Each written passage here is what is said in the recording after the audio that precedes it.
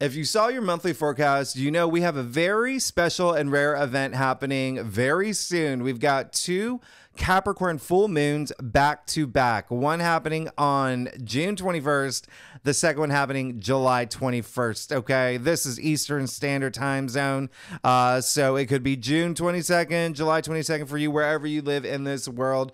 But hey, this is pretty rare. And what makes it really rare is that they're both happening during Cancer season, which I'll talk about in a second. And you can see that they're both happening. The first one's happening at 1 degree. Second one's happening at 29 degrees. These are critical degrees. And those actually are moons, by the way. Now, before I even get into this, the first thing I want you to do is think about what were your New Year's resolutions for 2024, because these full moons correspond to the new moon that we had in Capricorn, January 11th, okay, earlier this year. So around the time of New Year's. And talk about a new moon in Capricorn that we had. That new moon was conjuncting Pluto, Jupiter and Saturn were high-fiving each other. In fact, Jupiter was actually trining Mars around that time. So if you think about seeds that you were planting, that was some really rich soil. And whatever was happening for you around that time, new things that were happening in your life, intentions that you were setting, they're all going to be different for every zodiac sign. All 12 signs feel it in a different area of their life. And with these full moons, something around that time is about to culminate or reach a turning point, but it is also going to be illuminated for you as the moon does. And so whatever sign you are, and that's what we're going to jump into later, but whatever sign you are, there is some area of your life that's going to be emphasized around this time. And you see, because we have 2 full moons in Capricorn back to back, this is a process. The other thing is that Capricorn is ruled by Saturn, and in numerology, Saturn is attributed to the number 8. Therefore, Capricorn is the number 8. In numerology, 8 is prosperity, it's success. 2024 is the year of 8, as opposed to last year, 7, which is more about introspection, by the way. Also, another thing that's really interesting is Capricorn is a 10th sign. 1 0 equals 1, new beginnings. And that is really relevant because Capricorn is a cardinal sign.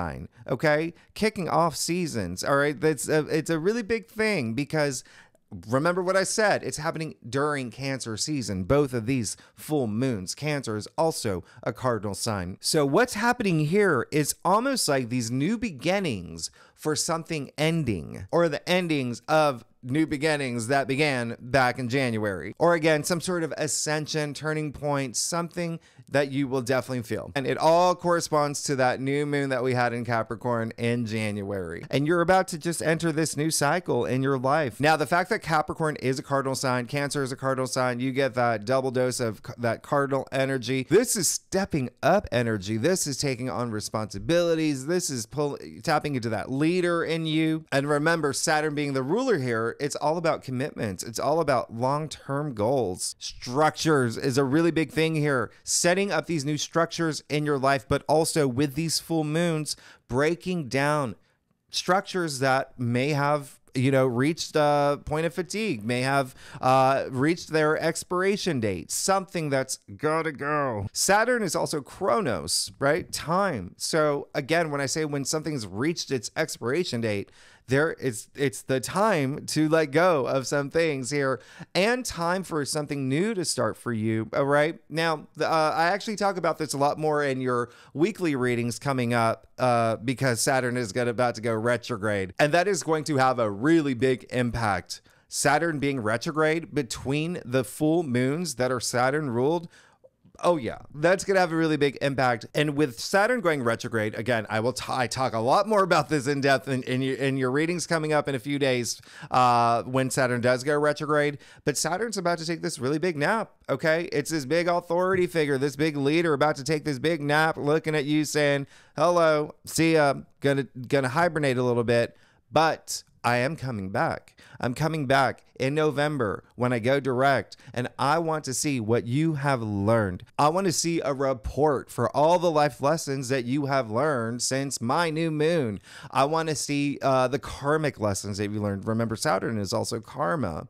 And so this is you having this moment of something culminating in your life through this karmic lens. And that's what Saturn does. Saturn is giving you this time to reassess, reevaluate, rethink things. The structures in your life. Think about the life lessons that you've had since the new moon. So you see how Saturn's going retrograde, being flanked by these two full moons in Capricorn. So not only are you going to have this time to reassess things and come out with these new structures, you're going to let things go, okay? You're going to go up to Saturn when he wakes up and say, here's my report. This is what I've learned. I'm ready to move forward on my path to enlightenment. And by the way, Capricorn is the native ruler of the 10th house. So a lot of things that you may be reassessing just in general could be career. It could be the way that, you want to be seen by the public. Then throw in the fact that Saturn is in Pisces. So there could be something really deep on the subconscious level, something spiritual for you that you are understanding now, coming into now. So you see the first full moon that's happening in Capricorn, June 21st, it's at 1 degree, okay?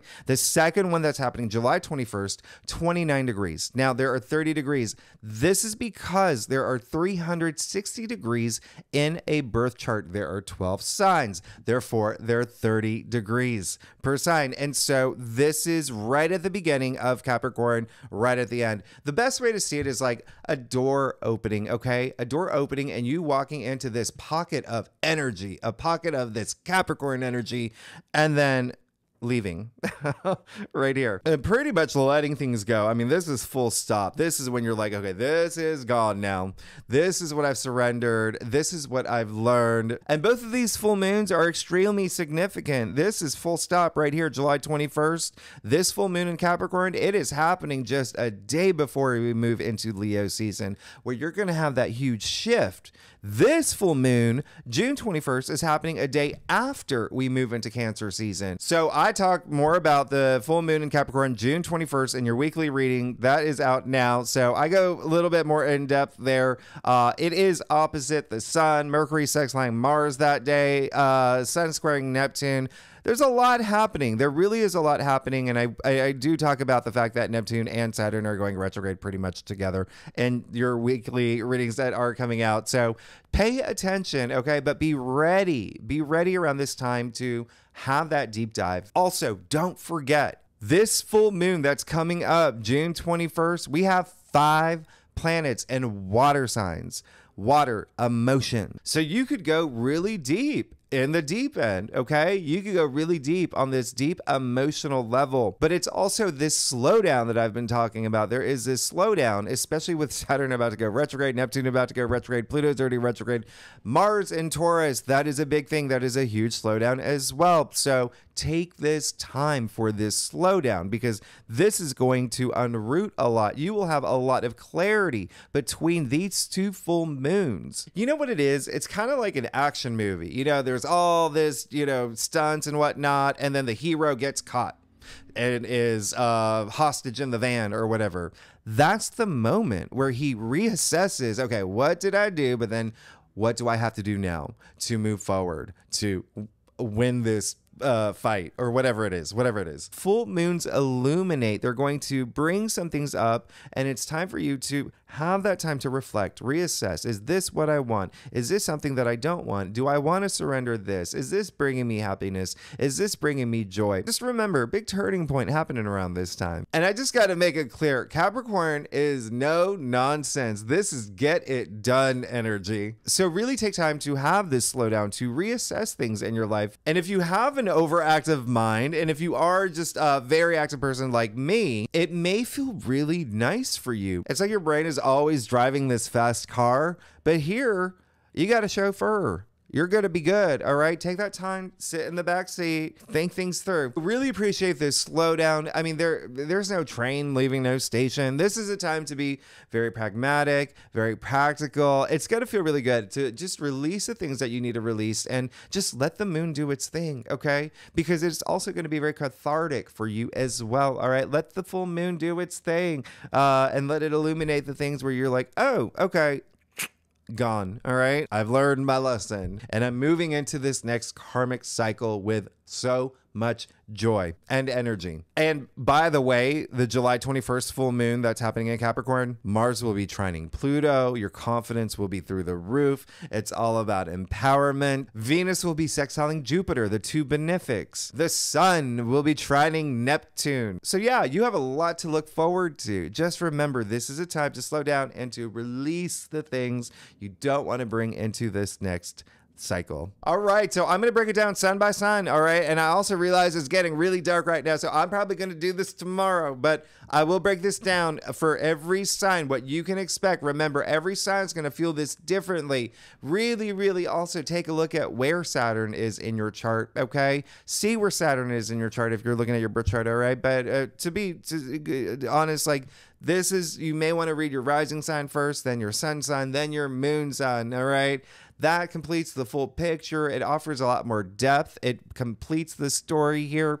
But again, I'm going to pull some cards for y'all for every sign, all right? I'm going to do it tomorrow. I'm going to do it tomorrow. It's dark. It's getting dark. I want y'all to see what's going on here, but okay, we'll do it tomorrow. Aries, it's so great to see you. Listen, you've been going through so many changes. Just think about what happened back in January and where you are now.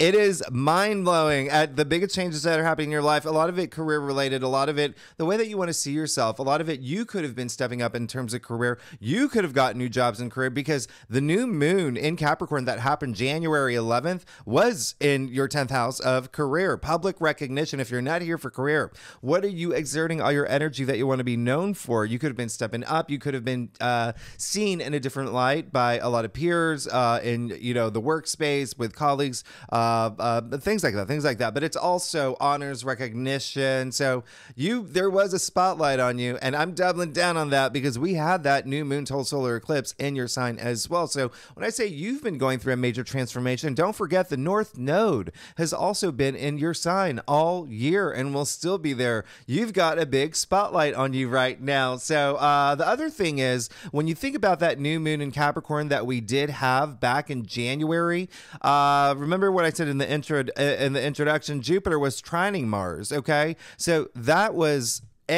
Mars is your ruling planet, Jupiter, the planet of good luck, good fortune, prosperity. But Mars was in Capricorn at the time while we were in Capricorn season. Mars is exalted in Capricorn. So let's go ahead and let's see what's going on for you, because now there's going to be something coming to some sort of culmination, some sort of turning point in terms of career, in terms of, again, fame, public recognition, honors, achievements, even social status, even leadership status as well. Okay. Something for the next, from June 21st to July 21st. All right.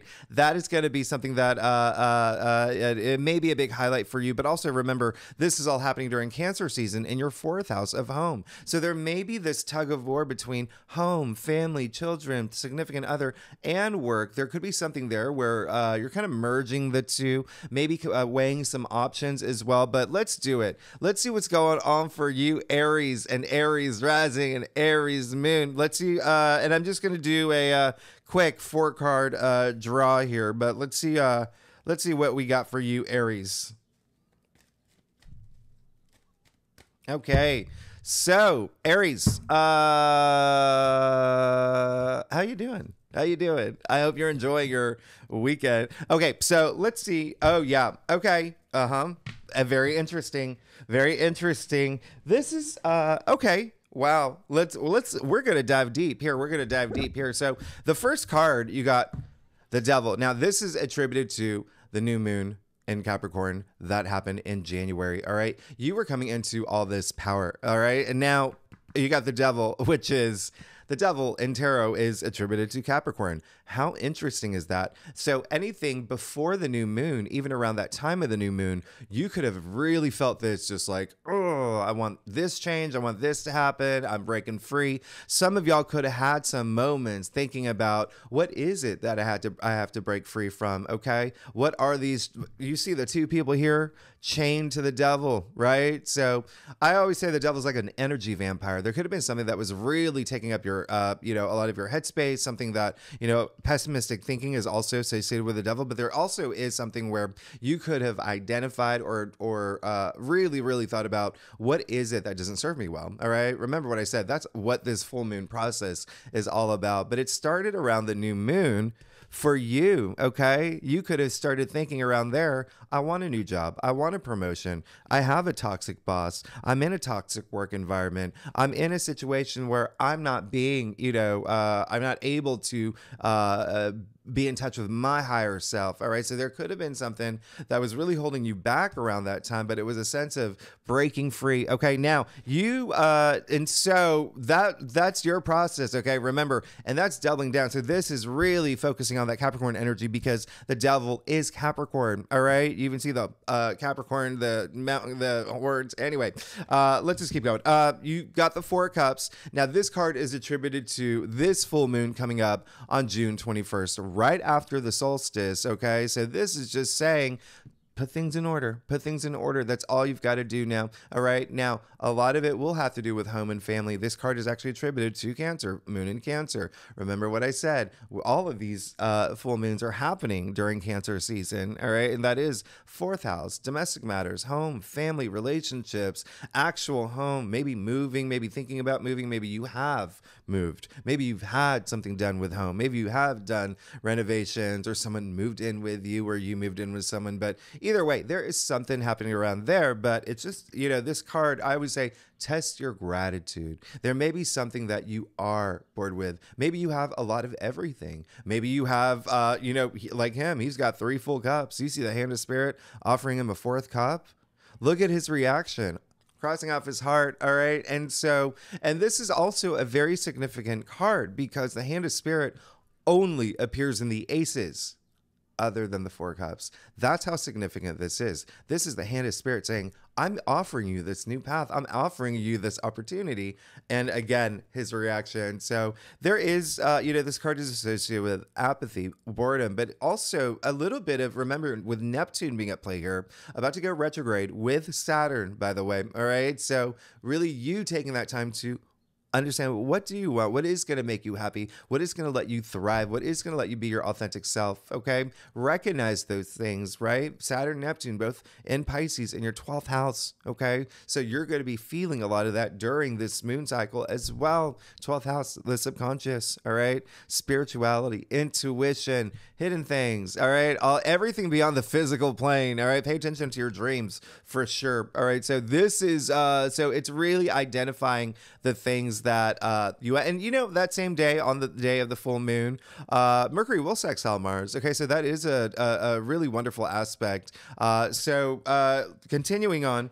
7, and remember, Mars is all about action. You want to take that action. You want to make those conversations happen. Okay, if Mercury is communication, Mars is you doing it. All right. Now you got the 7 of Swords, the 3rd card. All right. So this card is attributed to what you should be focusing on, what you might be experiencing. And you just got the 7 of Swords saying, don't run away from anything. Okay. You've got to face this moon cycle. These full moons are going to dig things up for you. All right. But it's doing you a favor. It's helping you recognize some things so you can eliminate it from your life. All right. So keep that in mind. This may be something that even has something to do. You could be in your head a lot about your future and how things are going to work for you in your future. Now I'm going to show you something here with the 7 of Swords. And the reason I say that is because 7 of Swords is associated with Aquarius. Okay. You got another moon card. You got the moon in Aquarius. So funny. We have the full moon in Capricorn. You got moon in Cancer. You got moon in Aquarius. Now, Aquarius is ruling your 11th house. So that is not only your future hopes, wishes, dreams, but also your social network, groups you belong to, organizations you belong to. So there could be someone doing something that maybe something that you have to do is recognizing, is someone doing something? Like I said, is someone now disallowing me to, be my higher self, or are they a roadblock in terms of the things that I want to get to? Because this card is associated with dishonesty, deceit, lying, cheating, stealing. But I'm going to show you something. It's yellow. Yellow's wonderful in tarot, okay? So in a sense, this is kind of like a blessing because he's stealing these swords in broad daylight, meaning, yes, he can easily be caught. It's a matter of you, remember what I said, taking action. Now, the other thing that's coming up for me again is still, when you look at what's happening here, it's still facing your truths and being honest with yourself, really being honest with yourself, being your authentic self, and not, taking any shortcuts. Like, if there is something that you've got to let go, this is a time to identify it, to surrender it, to leave things in the past that you don't want with you in this next cycle. And then lastly, when you do all that, you're going to be gravy. You're going to be great. You're going to be fine. You got the Queen of Wands. What's really great about the Queen of Wands is, first, she is Aries. Okay. So, really, really, really nice that you pulled your own card. Queen of Wands, very entrepreneurial spirit. Okay. She's got fire. This is this is all fire here. Wands are fire, right? So this is really nice. And she is, very popular. She's magnetic. People come to her. She is, someone like, if I don't know, if Lady Gaga walked into a room, fellow Aries, right? She can get whatever she wants, just like the Queen of Wands, all right? You see the sunflower in her hand, has the full powers of the sun, okay? They're in her thrones too. And these sunflowers exist in the actual sun card up to optimism, vitality, growth, abundance, happiness, all that, what the sun does. So this is really nice. This is really great. A lot of energy here. And again, that entrepreneurial spirit that the Queen of Wands has is really nice. You even see the black cat here. Two things here. She's in touch with her shadow self. She's already worked on that. Remember, you're doing that with the, all these Saturn aspect, or Saturn and Neptune going retrograde in your 12th house. You may be discovering some things that you're just like, okay, I got to just let this part of me go, or I've got to let this thing in my physical world go. All right. And so the second thing, by the way, you see the pyramids in the background, right? So I don't know if you're into Egyptology. Cats were worshipped back then. They had a lot of power. She is powerful and can get whatever she wants, but you have to work for it. You to sit in that throat. You got to take that action. You got to take that action. But you see, you're going to be successful. All right, things are going to happen for you, and you're going to be full of all this passion. By the time we do get to the full moon in and you know what's really funny? The full moon, July 21st. All right, and I'm going to let you in on a little secret here before I release my July videos. Hello. Not only is that full moon, like I said in the intro, just happening right when we move into Leo season, right? Venus and Mercury will be in Leo at the time too. And you even see the lions in her throne. All right. So, because she has like a little bit of Leo energy in her as well. And that's really great. Leo represents your 5th house. Joy, pleasure, love, relationships, fun, passion. So yeah, it's really, really, and it's like you're open for business. You're open for business. You've let go of a lot of things you had to let go. You cleaned up all that stuff that was in your head. Now you got making room for all this wonderful stuff to come through. You're ready. You're good. All right. Thanks so much, Aries. Okay, Taurus. I just got this image of, I don't know if you saw the TV show The Last Kingdom on Netflix. Do you remember the season finale when Uhtred, son of Uhtred, he went through all those seasons just to get back his kingdom, and then he did at the end, but it was like burning. It was like all these castles and buildings burning, and he was like crying. It was like, oh no, but then magically it just started raining. It just started raining, and it was all saved. So I feel that for you, Taurus. I feel that for you. Y'all been going through some stuff, but everything's been getting so much nicer for you. I absolutely love it. Now, this new moon in Capricorn that we had back in January, around the time that you probably making like New Year's resolutions or whatnot, I want to remind you that new moon in Capricorn, not only was Mars trining Jupiter, we were in Capricorn season, okay? And Mars is exalted in Capricorn. And Mars is all about that drive, making things happen. It's all about action. And it was in your, for Taurus, is your 9th house. Okay. So their spirituality, your belief system, how you see things. You could have adjusted a lot of things in your life for things to start happening. You could have started a lot of things adjusting in your life, even little things. Okay. It's also long distance travel, publishing, education. There could have been something new that you were learning, even like higher mind. So a lot of stuff happening around you, around that time, for you around that time. And so the same thing with this full moon. It's, it's Capricorn. Capricorn rules your 9th house. And so a lot of activity there with these full moons. There could be like a graduation of type for you, you ascending in a different area. There's something of the mind that you may be like, bye-bye. Hit the road, Jack. Because don't forget, you still have the North Node and Aries in your 12th house. Okay, 12th house is the subconscious. It's, you know, everything beyond the physical plane. It's spirituality as well and intuition. So a lot of change has happened for y'all. A lot of change has happened for y'all. So let's get to it. Let's see what's going on for you. All right, Taurus, for what you can expect for these full moons that are coming up June 21st and July 21st. For Taurus, Taurus rising, Taurus moon. All right, so Taurus, I'm just doing a quick 4-card spread. We're going to see what's going on for you. You are...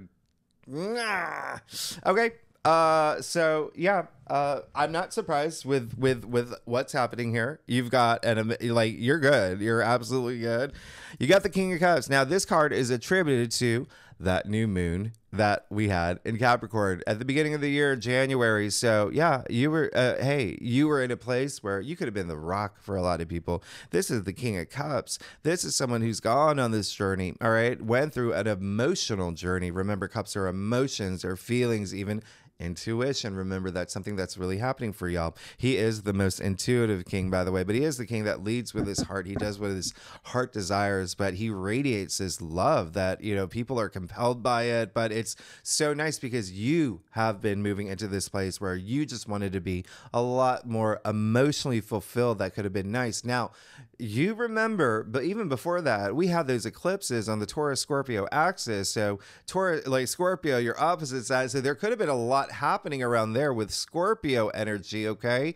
Scorpio rules your 7th house of partnerships and relationships too. So there could have been something that a partnership, relationship, could be career, could be romance, even with a Scorpio, right? With the King of Cups, but even still, or Scorpio rising, whatever it is, but it's still, there could have been some emphasis around there for y'all. All right. So that could have been very, very nice. And everything else is like now for this, this series of, or this phase of the moons, right? The full moon in Capricorn, June 21st and July 21st, they're both happening in Cancer season. So remember, a lot of communication happening during this time. I want you to be very communicative as well. And there is that element of learning new things. So there could be a lot of new things that you are learning during this time.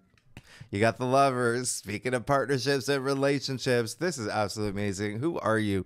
Taurus, come on, come on. So this card is attributed to what you can expect with this full moon that's coming up, all right? The one on June 21st. And let me remind you that Mercury is sextile Mars this day. Mars is in your sign. Mars is all about action, okay? So if Mercury is about communication, right, which is going to be a big thing for you, the fact that we are in Cancer season, it rules your 3rd house of communication. If Mercury's all about, you know, the messenger communication, Mars is you taking that action, so be communicative. Okay, now you got the Lovers, the card of just, oh, everything's just good. A lot of self-confidence here, in fact, you know, with the fact that Jupiter is in Gemini, right? This card is attributed to Gemini, that rules your 2nd house of self-worth, self-value. I love this is absolutely amazing. So the reason why you have so much power here is because with the Lovers, you see Archangel Raphael, the healer, right? You already got some healing energy with the King of Cups. Now you got the healer here blessing these two with this love, okay? This super conscious love, okay? Love transcending, you know, all 26 dimensions, 2,800, however many they are. But he's gifting the love to these two. It's up to them, all right? What to do with it. So you've got that choice. All right. So you do have a lot of power around this full moon in Capricorn. I absolutely love this for you. This is, speaking of love, this is going to be really special, really nice. You're good, especially with partnerships, relationships. Love matters. But again, if you're here for anything else like career, which is Capricorn is, you know, the native ruler for, then yeah, it could be a new partnership in career. It could be a new business partnership. Lot happening there. It could be a lot of self-love too with these two cards. Now, Queen of Cups, Queen of Swords.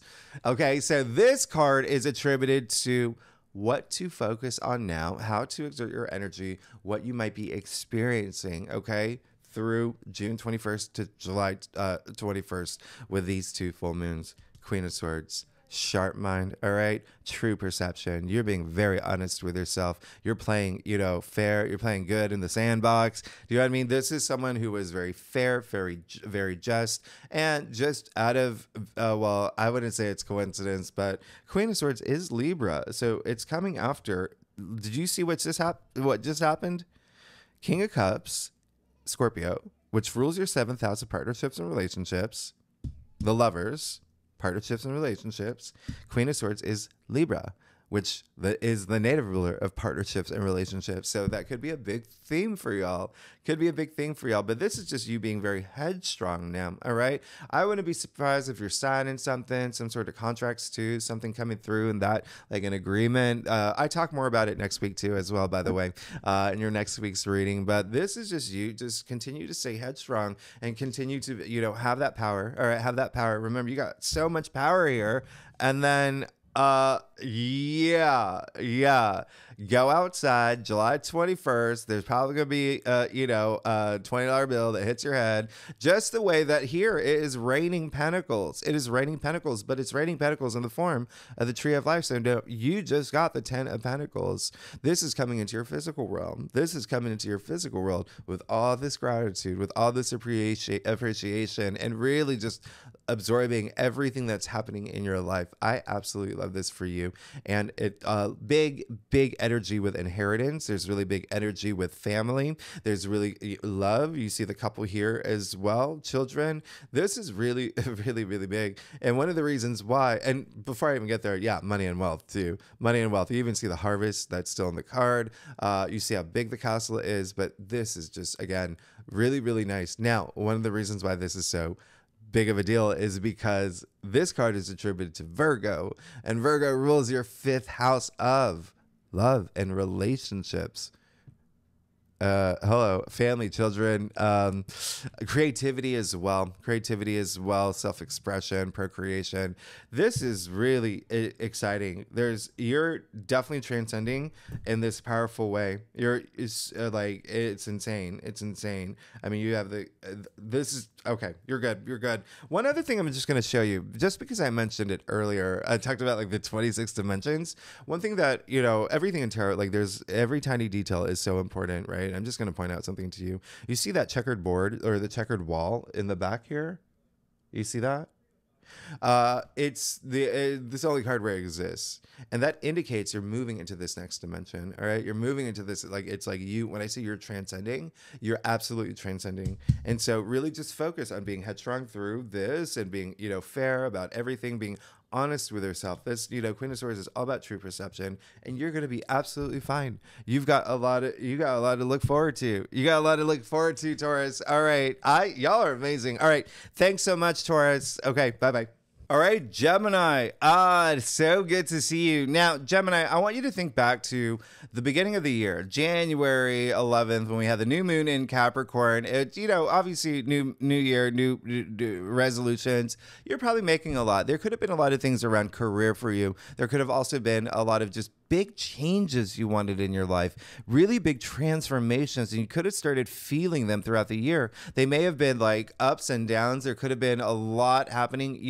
That new moon in Capricorn that we had January 11th. First, I want to remind you that Mars was trining Jupiter, okay? And we were in Capricorn season. Mars is exalted in Capricorn. It was a powerful new moon. It was a powerful new moon taking place in your 8th house. Now, traditionally, the 8th house, associated with the underworld. It's a lot of intensity there, okay? So there could have been this intense transformation that you were manifesting, that you really wanted in your life. A lot of it could have to have done with relationships, with, romance as well, or sex, okay? We're all adults here. We're going to talk about that. That's the 8th house. A lot of things could have been, taxes related, shared resources, but also just money, okay? There could have been some money matters that you were just, moving, wanting to manifest in your life. And it could have been through other, parties, as in like inheritance, investments, bonuses, commissions. It could have been royalties, but you were going through some deep transformations because that new moon in Capricorn,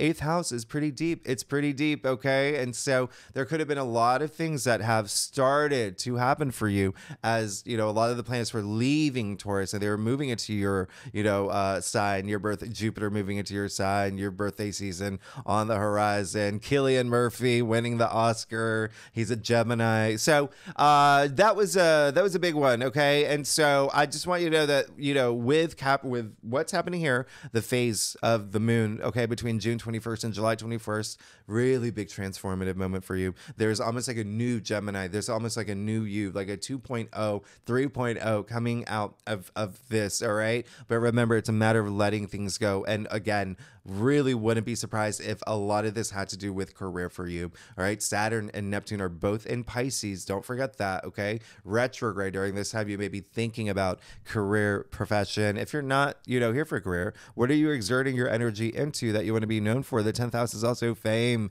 public recognition, and its honors, its achievements, and well. And don't forget, this is all happening during Cancer season. During Cancer season, Cancer rules two things here. All right.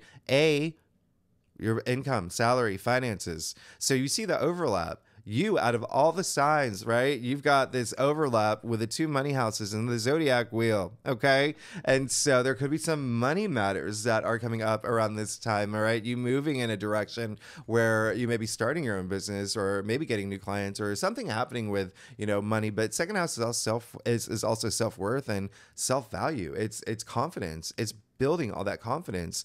Really, really big energy that's happening. So let's see what's going on for you, Gemini. Well, that flipped out. Oh, that one's good. Hey. We're going to keep that out here just as like a clarifier because I'm only doing a 4-card spread, but this is going to be like kind of like that, the energy pushing toward the clarifiers, but that's amazing. All right. So let's see what's going on for you for the full moons, right? Full moons in Capricorn.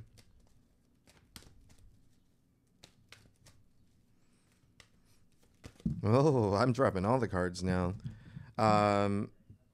Okay, so Gemini. All right, so Gemini, let's see. How you doing? I hope you're enjoying all this new abundance that's just starting to. It's coming through your life right now. Especially if you're a Gemini rising, you're really feeling it. That's really, really sweet, really, really special. And remember, you had that really big new moon that just happened recently, so it's opening up this huge door for you. Oh yes. We got this bond. Do you feel me? We got this bond. Me being Gemini rising, and I have Jupiter, my Gemini. But you're good. You're absolutely good. Everything you want. It's like if you feel like things have been like unfair, if you feel like, and to be honest, and I bring this up a lot in your readings, it is hard for Geminis to be in their 12th house. That is the hardest thing in the world, all right? So, because Geminis, your mental stimulation, your mind is fast, you're curious, you're quick, you're clever, and then the 12th house is like this huge slowdown. It's the very opposite. It's the subconscious. It's passive. And so you've had that for about a year. You have this, so you're leaving it. A lot of it. Okay, so let's get started. Queen of Pentacles. Really, really nice. Okay, so when I said money was likely a big thing that you were thinking about, this card is attributed to what happened around that new moon in Capricorn, okay, in the beginning of the year, January 11th. So you could have been in a place where you really wanted to have the resources to take care of yourself, take care of the others within your world, your significant other. You could have been thinking about your kids, whatever it is, parents, your friends, your squad, but also just building this world that you want to live in, this world that you want to create for yourself. One thing that I love about the Queen of Pentacles, not only she's very nurturing, she does have a lot of that Queen of Cups energy, but very nurturing, maternal, in a sense where she has the resources to take care of other people. She is the richest queen, right? You see her, but you see her hands underneath the pentacle here, unlike the King of Pentacles, right? So this is giving, giving, giving, giving. So I really love this, okay? But there is a sense of new. There's a sense of something brew. So if something was brewing around that time, it could have been something that really, really, really was something part of your transformation and what you were going to do about it. Because what a coincidence that that new moon in Capricorn that this card refers to, well, the Queen of Pentacles is Capricorn. All right. So you even see the symbol of the sea goat here in her throne. Anyway, this has got to be, so there was true something changing around that time. Okay. Something within you, there was something that could have been happening in your external world, but there was this big shift that could have been happening for you. All right. Because you also see the bunny rabbit here in the corner representing fertility, growth. You see the roses at the top. I mean, you know, referring to the magician. Anyway, let's keep going. You also got the Four of Wands. Now, this card is attributed to what you can expect with the full moon in Capricorn coming up on June 21st. You got a lot to celebrate. You may be hitting some milestones in this really amazing way. Some of your hopes, wishes, dreams coming true, moving in that direction. I say that because don't forget the North Node is still in Aries in your 11th house of hopes and wishes and dreams. And this card is attributed to Aries. All right. But you see, look how happy they are. This is the huzzah card, the hurrah card. So yeah, there's things that you can look forward to. A lot of joy here, a lot of happiness here. So just keep that in mind. Like with this full moon, remember to be part of this transformation that's happening in your life. All right, don't resist any of the transformation, but you take that action too toward the things that you want. You're going to be absolutely fine. You got justice as well. Now this card is attributed to what to focus on now through June 21st to July 21st, what to manifest, what to think about, what you might be even experiencing. And you got justice, all right? Justice being served, all this fairness. And it really is, you know, when I talk about action, when you take action, that creates energy, but really taking that action, all right? A lot of y'all may be in a process of doing things that you may even be thinking, 4 or 5 steps ahead, the consequences of if I do this, if I do this, if I do this. As long as you trust your intuition, you're going to be absolutely fine. As long as you take that sword held straight to the sky. This is true perception here.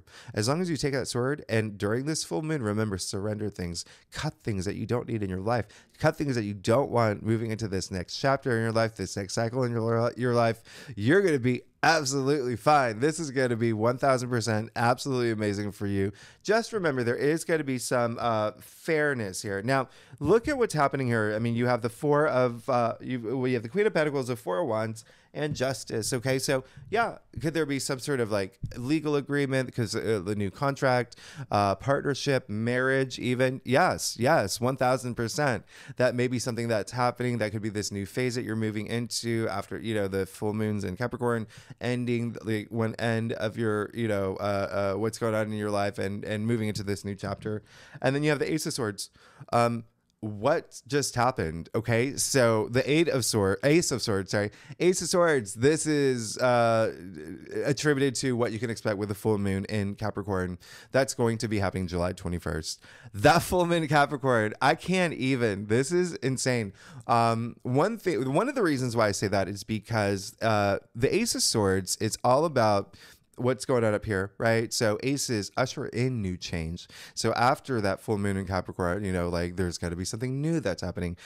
Swords, the mental suit, the air suit, logic, thinking, communication as well, ideas. You could have like brilliant ideas come up. You could have contracts come up. Again, I wouldn't be surprised with everything that's happening here. And you see, just like the Justice card, the sword pointed straight to the sky. Okay, there's only few cards that do that in tarot, by the way. All right, so really being honest with yourself, a lot of victory here. You see the laurel wreath here as well. So coming after Justice again, it's almost like a treaty, or if you've been in a situation where it's almost like a peace offering here. All right, peace offering. But this is really great. Just expect something new to come through. All right, something new to come through. Now, the reason why I say this is really crazy is because that full moon, I didn't talk about this in the intro, that full moon in Capricorn that's happening July 21st. Well, it's happening just the day before we move into Leo season, but Mercury and Venus will be in Leo at that time. Leo rules your third house of communication. Leo, I mean, third house, the mess, you're gonna be fine. There's something new happening, and it really could be something that is just so stimulating for you. There again, there could be a contract, there could be something that's said, and then you throw in the Eight of Wands. Things are going to be moving fast. Everything's aligning for you now. All right. Everything is aligning for you. This is really special. Really, really special. You see the wands in their happy places in the air. Wands, your passions. All right. Ambitions, even creativity, a lot of creative energy that's here. This is really nice. And work. If you're here for work, there could be some really big movement. But remember, you got to take that action too. You got to take that action. Really, really, really interesting here. Really interesting. What's going on with partnerships? There could be something that's going on with partnerships too, especially with the Four of Wands and the Justice card. And then now you've got the, and then, you know, Queen of Pentacles being Capricorn. There is an element of other people involved, especially with the Queen of Pentacles in Tarot. She just, I mean, she's not holding on to that coin just for herself. I mean, remember, she wants to help, you know, like she's build this world and there's other people in that world. But Eight of Wands is attributed to Sagittarius. And so Sagittarius rules your seventh house of partnerships and relationships. So there really could be something here to explore. All right. And it could be and very excellent. Very excellent. I don't know if I've ever used that word, but really, really promising and auspicious. You're good, Gemini. Thanks so much. Okay. Thank you. All right, Cancer, welcome. Well, first of all, happy birthday. I hope you're having an amazing birthday season. And, you know, that actually is something really significant right now for y'all, okay, with this, the phases of, you know, the full moon that's happening June 21st and the one that's happening July 21st, okay, because it's all happening during Cancer season. And so, obviously, this is all about you. This is all about you on this really deep level in terms of your identity, the role that you play in this world. I mean, there is a lot, even like this drive you may be feeling in terms of, okay, what is meaningful for me and what do I have to let go? Now, Capricorn rules your seventh house of partnerships and relationships. So there really could be something here in terms of it could be career, it could be work, it could be a lover, it could be a partner. There's whatever resonates with you, but there is something that you may be thinking about leaving behind, and not necessarily for, you know, Cancers who know that you're like, oh yeah, that's definitely not happening. It could be just a you know, a phase, or, you know, a phase in a relationship that, you know, is ending, okay, and you're moving on to this new phase and ascending in this area. But it really may be work related. Could be a big thing. You've had a lot of energy there, all right. Especially, you know, don't forget the North Node is still in Aries in your 10th house all year. All right. So there's still something brewing there. Now, January 11th, I just want you to remember that, you know, that was a new moon that we had in Capricorn. So this could have started around January 11th, where you could have started some, again, there could have been a new phase in a relationship, partnership. It can be work. It could be, you know, a romance, or there could have been something very new happening. I want to also remind you around that time, actually on that day, you know, Jupiter was trining Mars. All right. So that was huge. That was a pretty big thing. Jupiter, having been at that time, was in Taurus in your 11th house of your hopes and wishes and dreams. So there could have been something really big around that time. If you took that energy, if you really put wheels in motion, because remember, Mars is you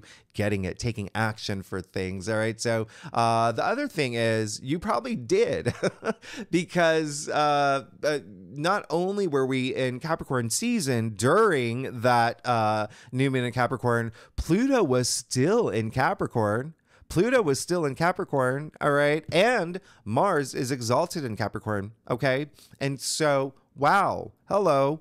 A lot of energy around partnerships and relationships around that time. So you could see themes come up around, you know, this time now. All right. Again, something that you just may have to, there is an evolution, let's say, like an evolution, or it could just be a brand new one that's happening, or even the way that you're seeing it, you know, yourself in a relationship or a partnership. But let's do it, Cancer. Let's get started. Let's see what's going on for you and what you can expect for these full moons in Capricorn, June 21st and July 21st, and everything in between, everything that's happening in between. All right, Cancer. Okay, Cancer. So How are you? Happy birthday, Cancer. So many changes happening for y'all. It's really big, really, really special. That's what's going on. Oh yeah, you're fine. You're gonna be good. You're gonna be absolutely good. This, and I talk about this in your weekly reading, and I may have talked about it in the one that's upcoming that I'm gonna drop on Wednesday, but because it's already done. But let's get started. You got the Queen of Pentacles. Yeah, this is really, really, really nice. Queen of Pentacles.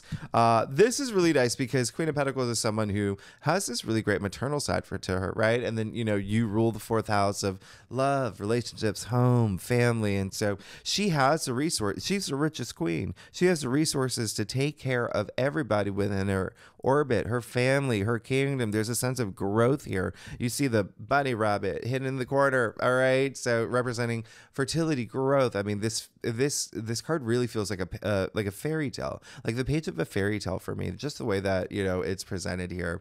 And, what is a fairy tale? A fairy tale is world building. So again, having the resources to build the world that you want for yourself. And so this card is attributed to the new moon in Capricorn that we had January 11th of earlier this year. So again, there could have been something new that you were like, I really want to do this. I really want to invest in this. I really want to put, a lot of resources toward this too, or, even like feel those resources to a point where you feel like the Queen of Pentacles sitting in that throne where you don't have to worry about money. Everything is good. Everything's good. You've got this magic all around you. Now, what's really interesting, this is so interesting, is that Queen of Pentacles is Capricorn. You even see the sea goat, the symbol of Capricorn in her throne there. All right. So very interesting. So it could have been you putting all this energy in a partnership, in a relationship. Again, what resonates with it could be love, romance, it could be career matters.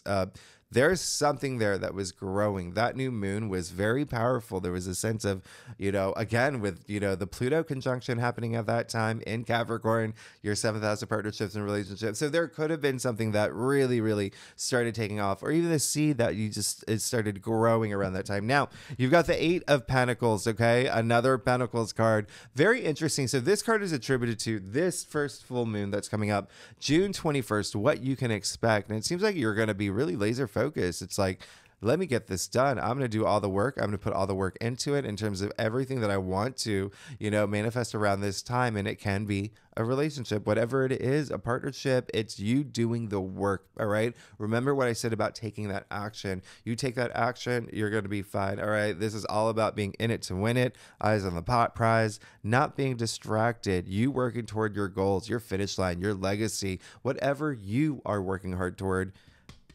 Continue to do it. All right. And, here, let me point some things out. Well, let me point out one thing for you. In tarot, every detail is, obviously the tiniest detail is so significant. You see that he's sitting on a wooden stool there, right? Now, wooden stools in tarot means temporary. Okay. So you're going to get there. You put in that work, you're going to be fine. You're going to get there. You're not going to be sitting here, for years and years and years. Things are happening. But remember, with these full moons in Capricorn, you want things to end. You want to, reach that finish line as well. All right. So really, really love this for you. Also, is there a skill that I want you to really explore during your birthday season. If there is something that you're really good at, or a skill that you have that you're not applying, or you could apply more. All right. Okay. So now, thirdly, you do have the Nine of Swords. Now, this card is attributed to what you can focus on now, what you might be experiencing now in the time frame between June 21st to July 21st. You may be in your head. You may be in your head a lot. And I've explained this in your readings. That happens during Cancer season. Let me take that rewind. That happens during birthday seasons. A lot of us, everybody on this planet, when it comes to our birthdays, we're in our heads. We're human beings. That's what happens. We're turning another age. We ask ourselves, oh my goodness, what have I accomplished? What do I want to accomplish? What do I want to change about my life? We have those big questions that do come up. And so if you have those big questions come up, don't let them weigh you down. Don't let them weigh you down at all, okay? This card is all about taking the swords out one by one. So take that time. Remember, I said there is that slowdown with Saturn and Neptune moon going retrograde, by the way, in your ninth house of spirituality, of your thinking about things, of your philosophies, how you see the world, things like that. So again, a lot happening up here. All right. So take that time to really reassess things and reevaluate things and whatnot. The other great thing, well, it's actually, the fact that this card is a Gemini card says a lot. Remember, Gemini rules your 12th house of the subconscious, of intuition, spirituality, even healing. So take that time now.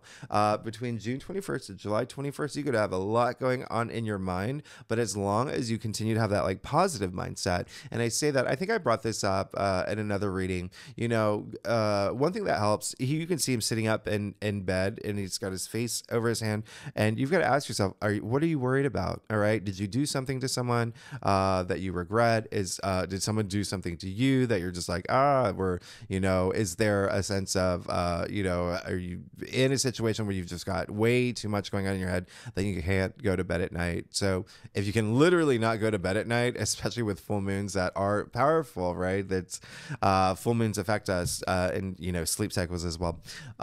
Really, really flip everything. So you never want to worry. You never want to, bring those worries or concerns or, thoughts throughout the day to bed. That's a time to sleep. That's a time to rest. That's a time to heal. Okay.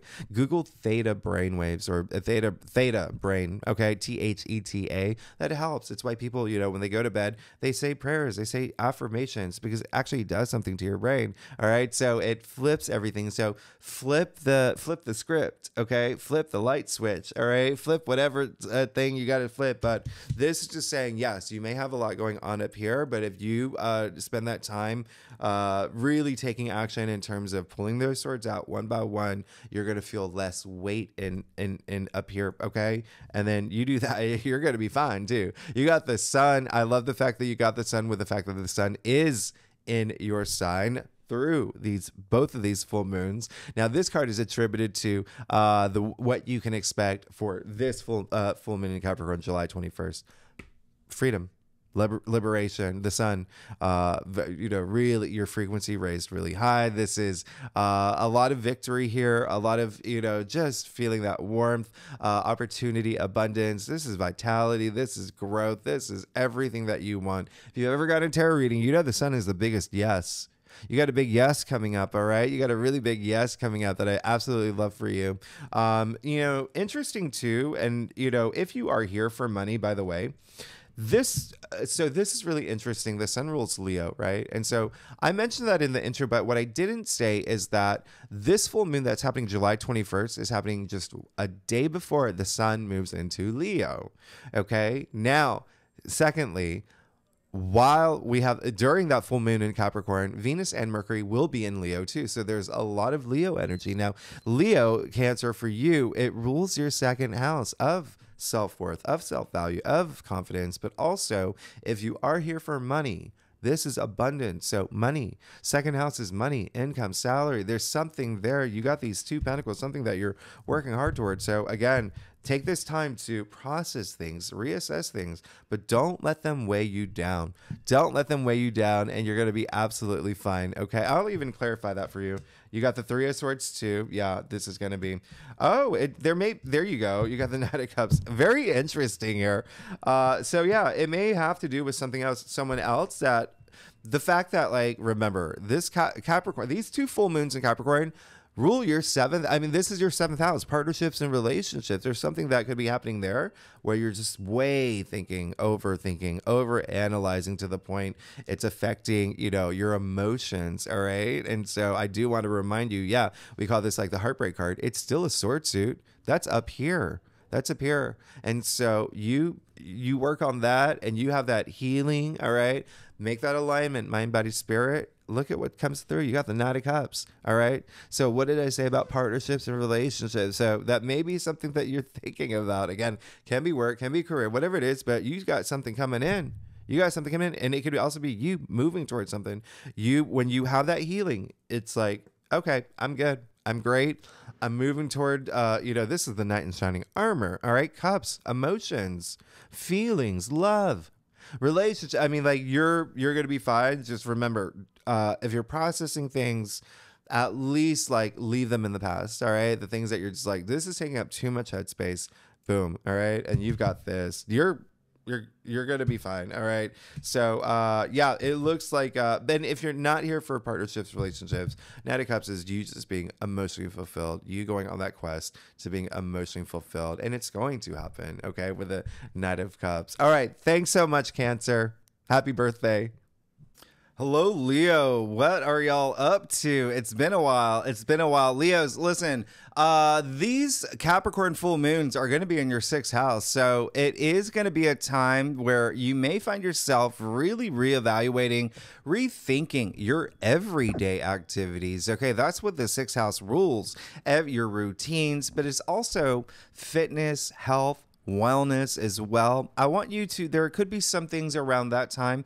I'm going to throw in mental health as well. Are you, sleeping well at night? Are you, thinking things? And I'm saying that because these full moons are happening during Cancer season, which is your 12th house. And that's the subconscious. It's, it's confronting fears. It's even like self-sabotage energy. So this may be a big pivotal full moon season, all right, with the 2 full moons here in Capricorn for you, but it's not bad. It's you remember letting things go, clearing things from your mind. Okay. It's like, taking a bunch of things on your desktop, throwing them all in the trash bin, and then hit that recycle button, whatever it says these days. I don't even remember, but that's what it is. Okay. To make room for your birthday season that's coming up. And we're going to talk about that because there's some things happening right from the get-go, which is going to be the day after the full moon in July. Okay. So really take this time, there could be some health matters. There could be also things with pets, 6th house rules pets, but work could be a really big thing for you. Okay. The 6th house is work. Okay. The process of work, hiring employees, things like that. Just matters that have to do with work. There could be something that you're reassessing. It could be something that you were thinking about from the beginning. All right. And I say that because that new moon that we had in Capricorn, January 11th, remember that happened right in the beginning of January. You're probably making New Year's resolutions. And again, that was in your 6th house. So a lot of themes around that time could have come up. You could have started something new in terms of health and wellness and fitness. You could have started moving in a new direction, and your daily life could have started changing in this different way, or you could have felt something that, kind of like aligning with this new path, all right, for you. Okay. So everything that I just mentioned, that is part of the 6th house. But one thing that I also want to make very clear is that that new moon that was in January this year was very, very powerful. Don't forget, it was conjuncting Pluto, okay? And Pluto was still in Capricorn at that time, all right? So also, Mars was trining Jupiter. And so there could have been a big focus. Remember, Jupiter at that time was still in Taurus, in your 10th house of career. So see the overlap here? Something work related could have been on your mind, and there could be something needing to not completely end if you don't feel like that, but just reassess things, and it could be just this ascension to this next phase in your life that's happening. And also Mars was was exalted around that time. Mars was in Capricorn at the time, exalted. But anyway, let's see what's going on for you, all right, Leo, for what you can expect with these full moons in Capricorn. Yeah, full moons. How crazy is that? Okay, Leos, let's see what's going on for you for full moons coming up in Capricorn.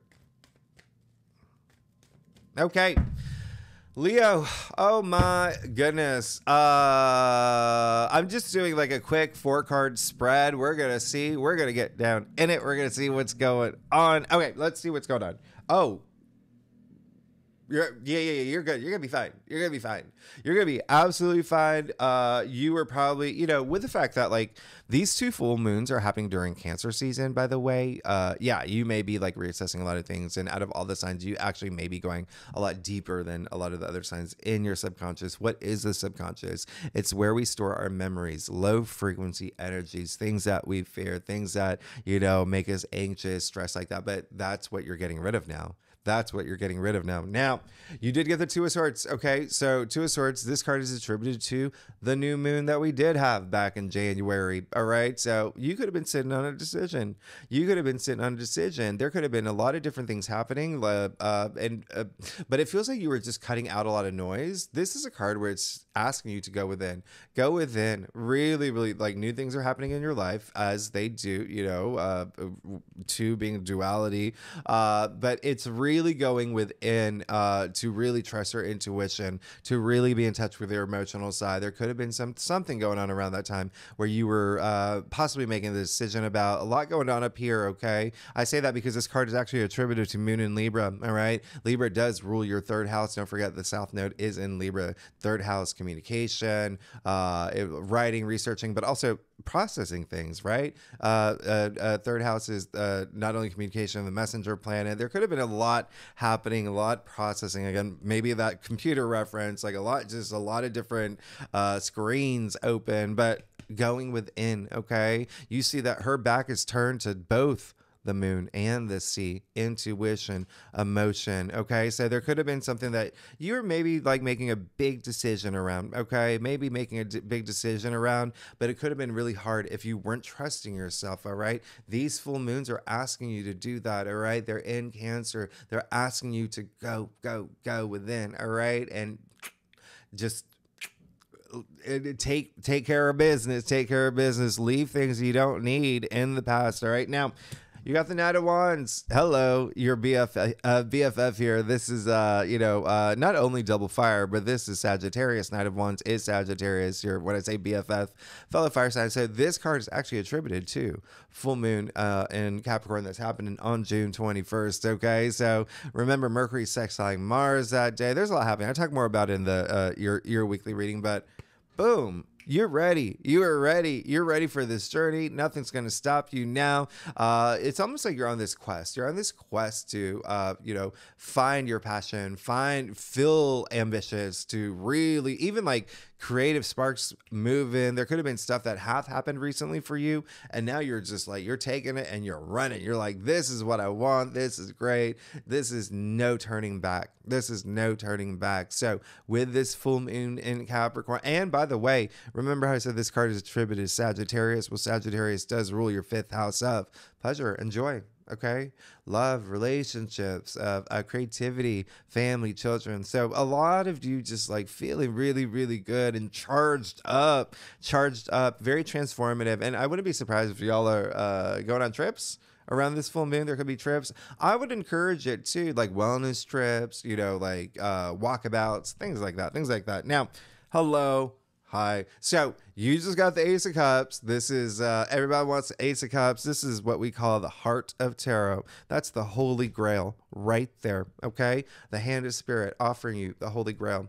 Okay. Cups, emotions, feelings, love, intuition, wonderment. I mean, this is that feel good card. Aces usher in new change, new beginnings. Now, this card is attributed to what you can expect, what you may be focusing on, what you might even experience between June 21st to July 21st. So this process while Saturn and Neptune go retrograde, while, we're still in Cancer season. So yeah, there's put all that energy into this new thing that fills you with self-love, but also all this love around you. But also remember, Ace is ushering in that new change, new beginning. That could be something that's happening now. Remember, full moons are culmination. There something's culminating, okay? And when that happens, it makes room for something new. This is rapturous. This is transcendent. This is absolutely amazing. So I'm very excited for you. There could be something new brewing around this time with these full moons. But remember, make space for it. Make space for it. Now, you got the Knight of Swords. You got two knights here.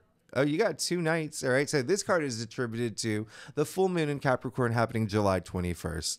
That one is going to be a really big full moon. And this is when your mind is just like, this is fearless energy. This is like, okay, I made room up here Now, blazing forward, all right? Nothing can stop me now here as well. Nights are all about action, so it's taking that action to Swords, the mental suit, the air suit, right? Everything up here. But this card is actually attributed to Gemini too, which is great because remember, Jupiter is in Gemini in your 11th house of your hopes and wishes and dreams. So this is you just flying ahead. Once you get that like surge of love and self-love and even just all these wonderful things happening in your life, it didn't even matter. I mean, this is cups, so it can be anything that's bringing you this sense of just joy and radiating joy and this sense of emotional fulfillment. It could be a new job, it could be a new having a baby, it could be getting married, whatever it is. There's something new brewing, and I want you to hold on to that energy, and then it just you just keep on going from there. You just keep on going from there. Knight of Swords has very transformative energy too. And you know what's really great about this is that what I was going to say, when we get to that full moon, July 21st, so that happens one day before your birthday season, but during that full moon in Capricorn, we got Venus and Mercury in your sign. They're in your sign. So there's a lot of Leo energy to like boom, boom, boom. So yeah, right on the brink of your birthday season. And you know, this full moon, what else is that? Venus is going to be actually sextiling Jupiter. We got the sun trining Neptune. Mars will be trining Pluto. That's so much confidence. That's so much confidence. There really could be something with partnerships, okay? Remember, Pluto is in Aquarius, all right? Pluto is in Aquarius. Mars will be in Gemini by that time. And so Aquarius rules your 7th house of partnerships and relationships, right? And then Mars in Gemini, again, your 11th house. Your social network groups you belong to, but also your hopes or wishes or dreams. So there's something here. This could be the symbol of a new relationship as well. And again, however that resonates with you, career, love, romance, but something that's bringing you this joy. A lot of it could be romance here, but then a lot of it could just be like whatever you're putting your energy into, your passions. But this is great. This is wonderful. Leo, thanks so much. I'll see you soon. All right, Virgo, y'all are the ones. I look at what's going on for you. I'm like, that you got a lot going on, but in this really fun way. I wouldn't be surprised if your brains are like, this, but it's really, really nice here. You know, Capricorn rules your 5th house of joy and pleasure. I mean, and so when you think about that new moon that we had in Capricorn, which was very, very powerful, by the way, that happened in January. So January 11th, around the time that we're making New Year's resolutions. But remember that I said, you know, in the intro, I mean, Jupiter was trining Mars around that time. I mean, that was a big deal. Mars was in Capricorn. Mars is exalted in Capricorn. Remember that new moon was conjuncting Pluto too. But remember back then, Pluto was still in Capricorn. So all this energy in your 5th house of pleasure and joy and romance. So you could have been having a lot of fun since then. There could have been a lot of things that you were doing that was bringing you a lot of pleasure. It could be with family, children. It could have been your own creativity that is part of the 5th house. Procreation is part of the 5th house. Y'all could have been having babies. And recreation, just having a lot of fun, even like mental stimulation for y'all, especially, or around that time, you could have been thinking about ways of, okay, what do I have to do to have more fun in my life? And so there could have been some action you were taking to just make some adjustments to feel a lot of that energy. So let's see what's going on for you. Okay, we're going to talk about these full moons in Capricorn, what you can expect. Let's see what's going on. But I love that the Capricorn does rule your 5th house. So during this phase between June 21st and July 21st, there could be a lot. Remember, it's all about surrendering something. It's all about, you know, really having those life lessons, karmic lessons, but also just letting things go to make room for something else that's new. Okay. And it could be even a sense of like, this no longer brings me any more joy, or this no longer brings me any more like fun. And this has reached an expiration date. So really, really just identifying that. And you may feel that it's all happening also, by the way, these 2 full moons in Capricorn are happening during Cancer season. Cancer rules your 11th house of your social network, groups you belong to. So a really social time for you. 11th house is your hopes and wishes and dreams. So a lot of fun, good stuff happening for you, Virgo. Let's see what's going on for you. Let's see what we can expect for Virgos. Virgo, sun, moon, rising for the full moons in Capricorn. Okay. Virgo. Oh my goodness. I'm just doing a quick 4 cards. But we're gonna get deep. We're gonna get deep here. You know me. You know me. Me being a Virgo moon. All right. So Virgo. Ooh. Okay, you're good. You're good. Yeah. So let's break this down. Let's break this down. Wow. Okay. Well, there you go. All right. So you got the 8 of Wands. Really nice. All right. So when I said that so this card is attributed to the new moon that we had January 11th in Capricorn, all right, in the beginning of this year. So around that time when you were planting seeds or you're moving in this new direction or setting intentions or whatnot, things are going to start moving fast for you. Things could have been happening fast for you, all right? This is a card where, you know, these wands are in their happy place. Wands, your passions, ambitions, a lot of creativity. Remember, it's a big thing for y'all right now, all right? And so even work, there could have been work matters that were just like, boom, boom, boom. I want to get this started. I want to get this started. Education, some of y'all may have done something with education, by the way, ended a course, started a new course. There could have been something that you started learning, but this card is actually attributed to Sagittarius, which is very interesting. All right. So, because that does rule, Sagittarius rules your 4th house of home, family, parents, children. There could have been some movement around that time as well. All right. But it was just you taking all this action. But again, things are starting to align for you. So there could have been things aligning from you from the beginning of the year. Now, you got the Page of Swords. Okay. So very interesting. This card is attributed to what you can expect for the full moon in Capricorn happening just in a few days, June 21st. Okay. This full moon in Capricorn, remember, all in your 5th house. All right. So during Cancer season, your 11th house. So this is very interesting. I love this for you. There's something new. That, again, remember, there's this process of you clearing out space in terms of what doesn't bring me fun and letting things in, new things. Pages, they are the newbies in the royal court. Sure, they're young, but they're still in the royal court. They have a lot of power. Swords are the mental suit. There's a lot going on up here. Pages are also messengers, so you could be getting messages come through around this full moon in Capricorn. It could be in your external world. It could be intuitively, all right, because you've developed a lot of that intuition energy, a lot of intuitive energy happening, but also this leadership energy that's really great with, you know, Capricorn and Cancer, the opposite sides. But anyway, Page of Swords is really great. There's this enthusiasm he has to just start just going out there and learning new things and trying new things. He's very explorative. He's very spongy. He really, really likes to absorb things. But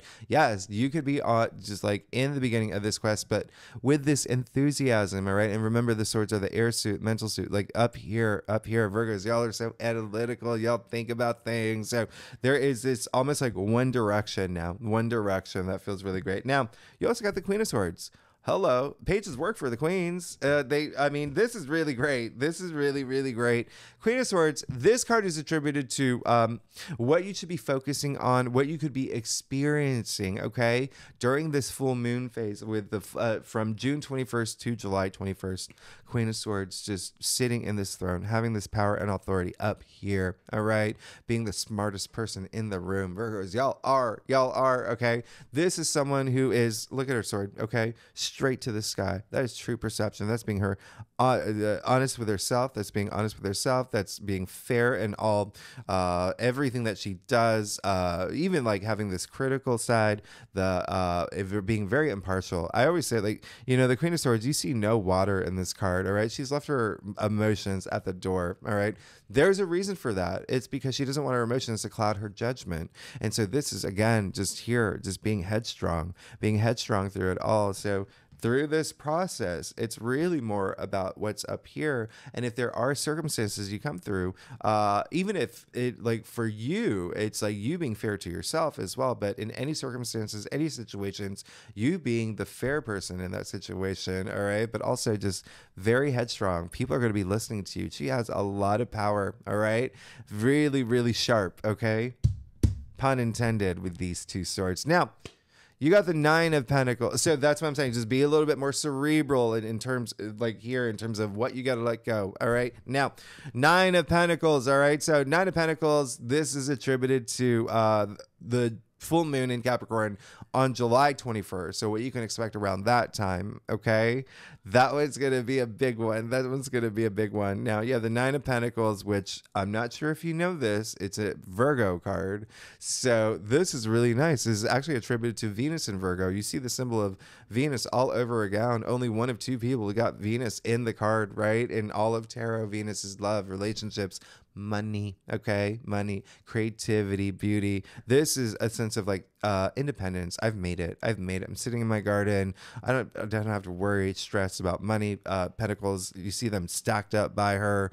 This is also, she did this, okay?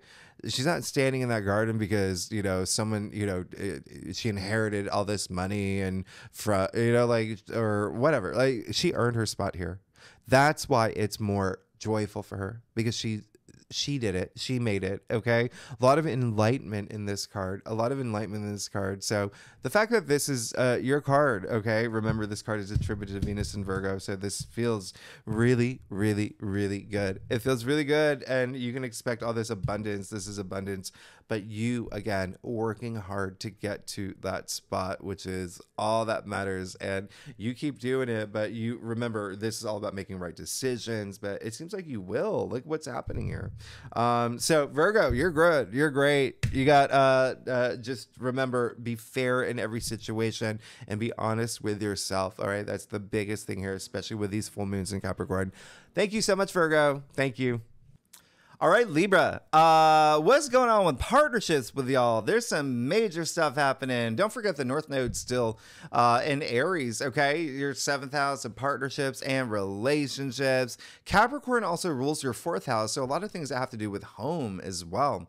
A lot of things that have to do with home, family, significant other, parents, children. That could be a big theme for you with what's happening here, with a phase here with from June 21st to July 21st. Now, remember, these full moons are happening during Cancer season. That rules your 10th house of career, public recognition, honors, achievements, fame, leadership, things like that. You are a cardinal sign like the other, you know, with Cancer and Capricorn. So there's a lot of you that may be just like really feeling ambitious to step up, and you know, it's really, really nice. But there's also, you know, likely a kind of like maybe like it's straddling both work and home. So there could be some adjustments that you're making during this time as well. So let's see what's going on for you. Okay, Libra, let's see what's going on for you. There could have been a big thing that started happening in January, by the way, January 11th for the new moon in Capricorn. And the reason I say that is because it happened right around New Year's. So there could have been things that you're manifesting, things that you were, you know, setting intentions, but things that could have just started happening because remember, Mars was trining Jupiter around that time. And remember, Jupiter at that time was in Taurus in your 8th house of transformation. So there could have been some big transformation that was happening. Mars, you know, was exalted in Capricorn, right? So around home matters as well. It was also conjuncting Pluto. Remember, Pluto at that time was also in Capricorn. So a lot of that big energy around your domestic sector. Okay. So, but let's see what's going on for you. Okay. So yeah, so a lot of like love, like significant other partners like that. But let's see what's going on for you. Okay, Libra, for these two full moons coming up. That's right, full moons. Okay, so Libra rising and Libra moon. Let's see what's happening for you around this time, June 21st, July 21st. Okay. Libra, oh my goodness, Libra Nation, what is I hope you're enjoying today, whatever day you're watching this. All right, let's just get to it. Oh my gosh, wow, you this is really big. So I'm only doing a 4-card spread here, but of course we're gonna get really deep. But oh my goodness, who does that? Okay, let's get started. You got the Chariot. All right, so this is absolutely amazing. Love the fact that you got Chariot. Remember that stepping up energy. Now, this card is actually attributed to that new moon that we did have back in January 11th. You were ready. You had this confidence. You're like, I'm setting intentions during this new moon. I'm leaving things in the past. I've got this new life ahead of me. I'm carving out my reality right now. That is the Chariot here. balancing those dualities in your life. If you have those dualities, you're good at that, Libra. You're the sign of balance, okay? You're right in the middle of the zodiac. Even like, come on, that's you got this. You got this. So this is you going after the things that you're hoping for, you're dreaming of. And this is also just fantastic because it's also learning a lot of things around that new moon that have put you in the place where you are now. All right. So this really great place where you are now. Now, what's really interesting about this, the Chariot is attributed to Cancer. All right. Remember, Cancer rules your 10th house of career. So there could have been something around career around that time too. You could have made some big changes, big adjustments. You could have aspired for something bigger. You could have done something that was, maybe even just like having a lot more just like, oh, I'm really going to get this, like that kind of energy. We love the Chariot. Now you got the Magician. Oh, I can't even. You got new things happening for you. This card is attributed to the first full moon that's happening June 21st, 2024. Oh my diddly days. Magician, this is the beginning of the Fool's journey. You got you get card 1. You got the power to manifest whatever you want. You got to take that action though. The Magician is all about action. All about action. All right. Hand to the sky, hand to the ground, as above, so below. You see, he's got all 4 tools of tarot at his disposal. All right. So where do you want to put that energy? Is it Pentacles? Is it money? Is it cups? Is it emotions? Is it swords? Is it, this clarity? Is it ideas? Is it wands? You can put it anywhere you want. You can put it anywhere you want. As I said, as above, so below. All right. Now pay attention to the hand to the ground. That's the one that matters the most. Okay. You know what you want. You know what you want. You know what's up there. Bring him to your reality. Remember, I said this is a card of action. So this full moon in Capricorn, when things end, new things begin. All right. So really put your energy out there, set those intentions. This is going to be really, really big. Don't forget, Mercury is also, this card is attributed to Mercury, by the way. And so remember, Mercury is, at this point, it's still going to be in Cancer. Still going to be in Cancer. All right. Remember, your 10th house career. That could be a big thing for a lot of y'all. All right. So really, really, really nice, because I'm going to show you something here. You see the connection. So the Chariot, you see, he's not even holding on to reins. All right. How is he controlling the Sphinxes here? His willpower up here is mind, but also look at what he does got in his hand. He's got the Magician's baton. Hey. So remember, this full moon, it's corresponding to the new moon that happened. All right. And you see that here. There's this charge about you. I love it. Now you got the 10 of Pentacles. What? Who are you? This is amazing. Listen, Libra. So this card is attributed to what you can expect, what you should be focusing on through this phase from June 21st to July 21st, okay? While Saturn, Neptune's retrograde, while, you feel the energies of these full moons back to back. You got the 10 of Pentacles. So this is success. This is prosperity. This is your kingdom come. This is you coming into your physical reality, okay? You coming into your physical reality. This is appreciating all the wonderful things that are happening in your life.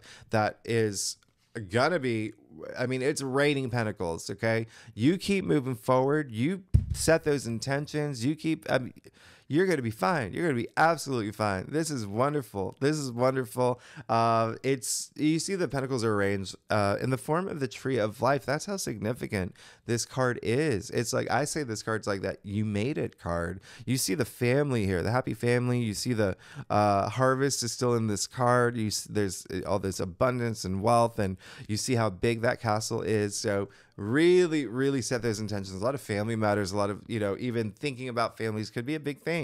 Remember, with this full moon in Capricorn, it's in your 4th house of your domestic sector, which also includes relationships, significant others as well, children as well. This is big. This is big. So bring that wealth into your world now. All right. Use this time. Remember, it's all about reassessing things. Bring this wealth into your world. You can have it all. Now, you got the High Priestess. Oh, wow. This is big. All right. You got the Magician and the High Priestess. This is really big. And you got the Chariot, card 7, all about introspection. This is huge. Now, you got the High Priestess. Remember how I said the Magician is all about taking action. High Priestess is passive. sit there. Remember, there's that slowdown for you to really sit there, reassess things, review things, but trusting your intuition. Trusting your intuition. And also the fact that we got these full moons in Capricorn. Hey, you see the moon, the sliver of the moon at her feet, intuition. You see even her headdress, the different phases of the moon. Now, this card, because moon, high association with Cancer. Remember, these full moons are happening during Cancer season. And so process things, but trust your intuition. Trust your intuition. It's that's going to make the biggest difference here. That really is going to make the biggest difference. And the High Priestess is, she is the guardian of the subconscious. So don't be afraid to go deep. You're being protected.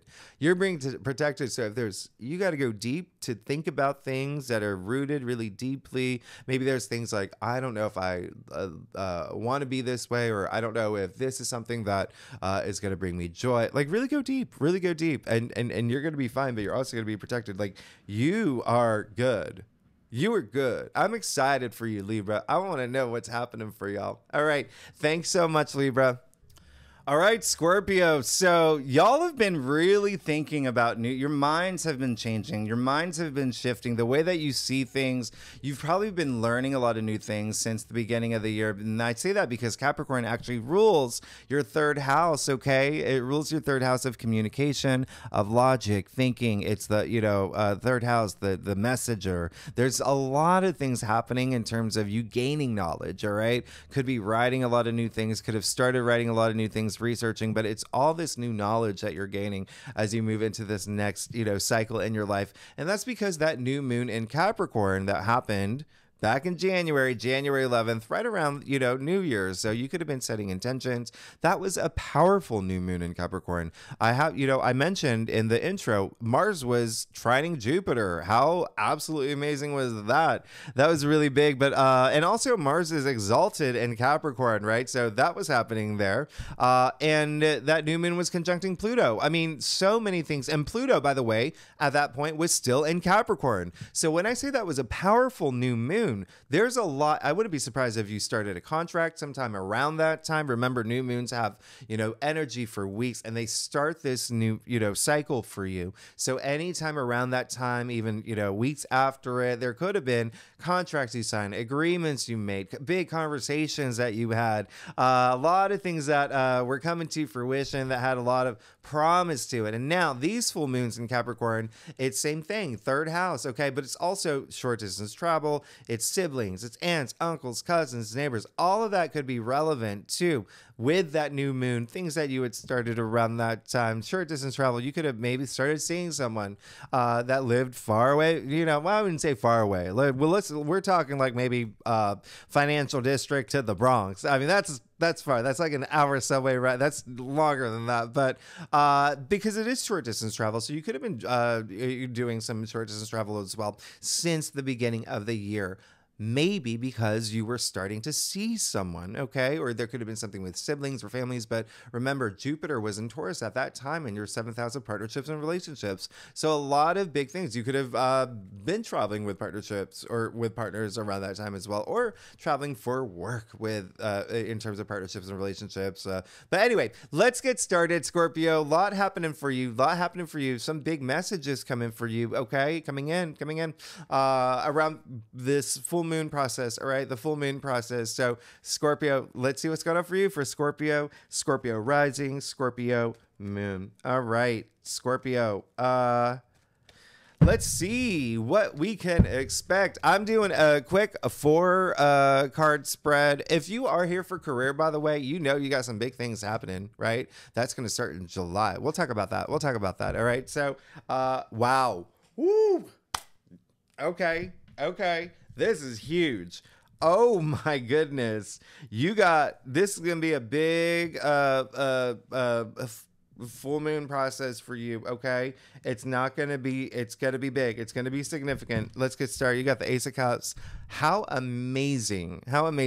We call this the heart of tarot. This is the holy grail right there. Aces ushering new change, new beginnings, new cycles. This card is attributed to what happened during the new moon in January. So remember, new moons, new beginnings, new cycles. something happened, something that brought you a lot of love, it could be relationships, it could be partnerships, it could have been something, even heightened intuition could have been a thing for y'all. I already say that, Scorpios are already very intuitive, but you could have been like a whole other level that was happening around that time.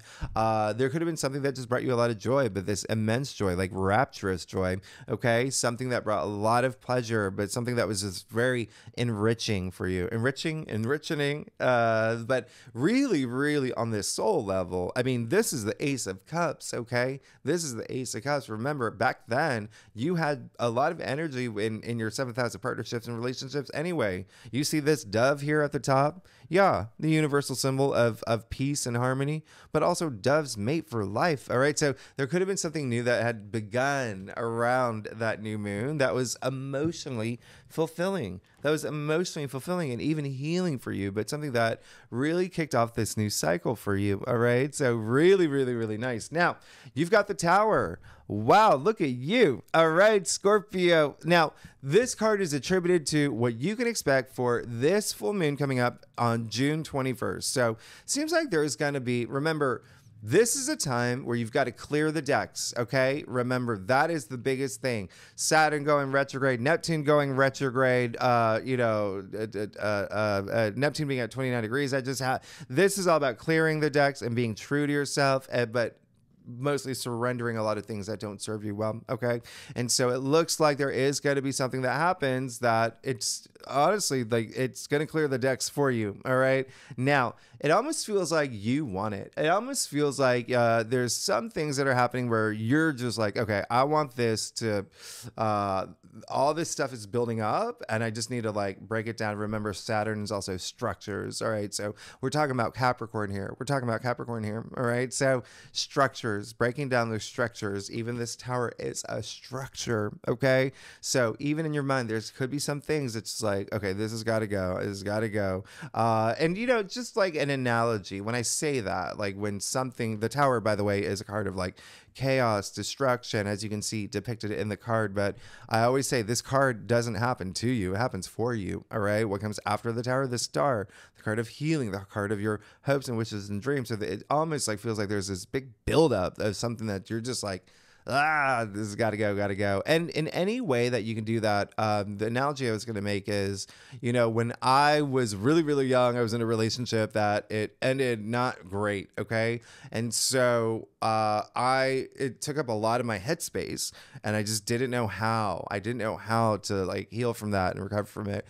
And so I had this intuitive moment, and so I took all that person's stuff, and it was not a great. I was really young, back in college, and so I took all the letters, etc., things like that. Took it off. I took it all up to my roof and just burned it, and it was so cathartic. It was so healing. All right. So that's kind of like even like you wanting this Tower moment and doing something where it's like, this has got it. All right. So, and this card is attributed to Mars, by the way. Okay.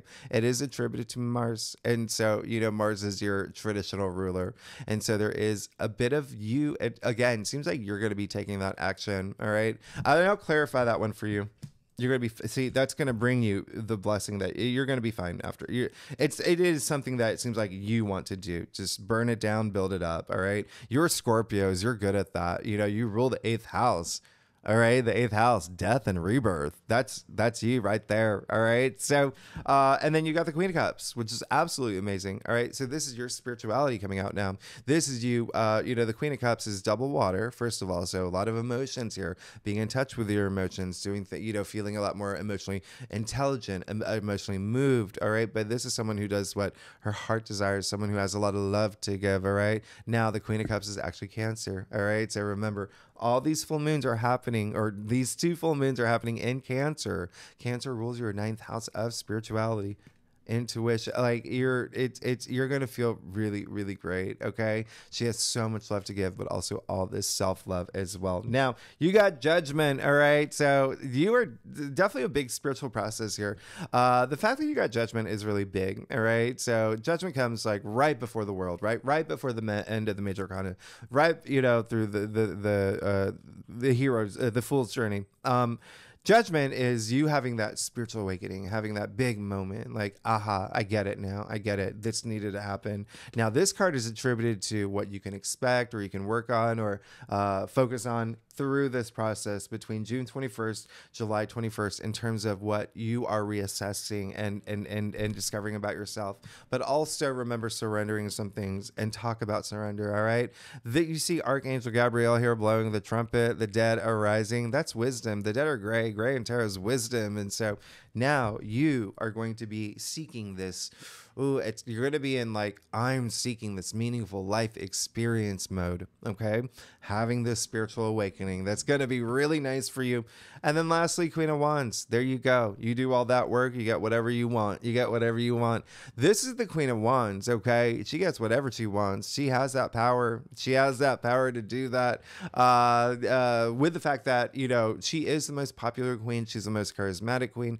Very regal. People gravitate toward her. People love her. She's full of passion, okay? She has so much passion to give, but she feels really good about that. Now, you see the sunflower in her hand, sunflowers in her throne. A lot of great stuff here. You know, they truly, it indicates the fact that she has the full powers of the sun, vitality, growth, abundance, opportunities. These sunflowers exist in the actual sun card, the biggest yes in tarot, by the way. You see the black cat here. This is really great, okay? Being in touch with your, you know, shadow side. You know, again, doing that shadow work, it's got to be a big thing for you, but to a point where you feel comfortable with a lot of that. This is really great. This is it's your passion, creativity, your ambitions, you attracting it all now. All right, this is pure power of attraction. That you're going to be fine. You're going to be good. You're going to be sitting in that throne.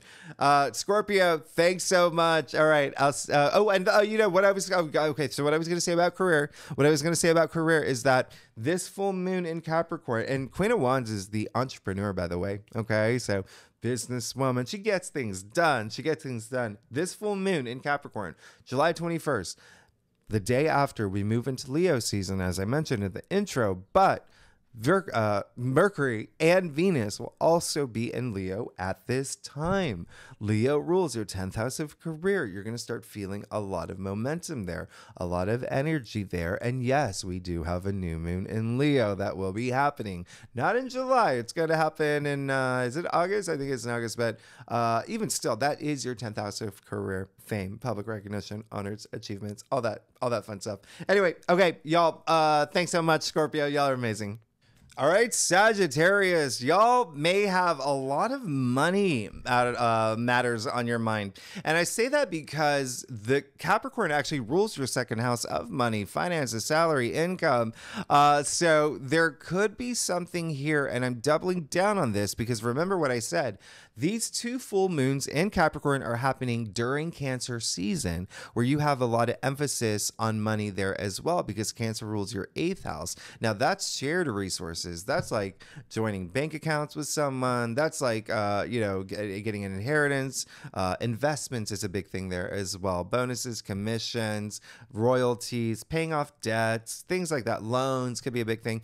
But yeah. So you see that you have the two money houses of the zodiac wheel activated during this time.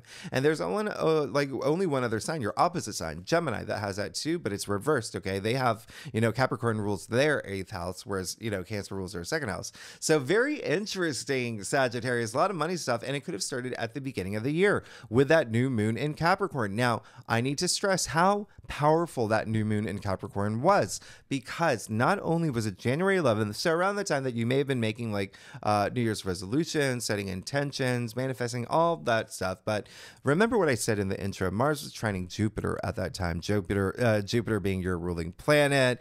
But Mars was also in Capricorn, and Mars is exalted in Capricorn. At the same time, it was conjuncting Pluto.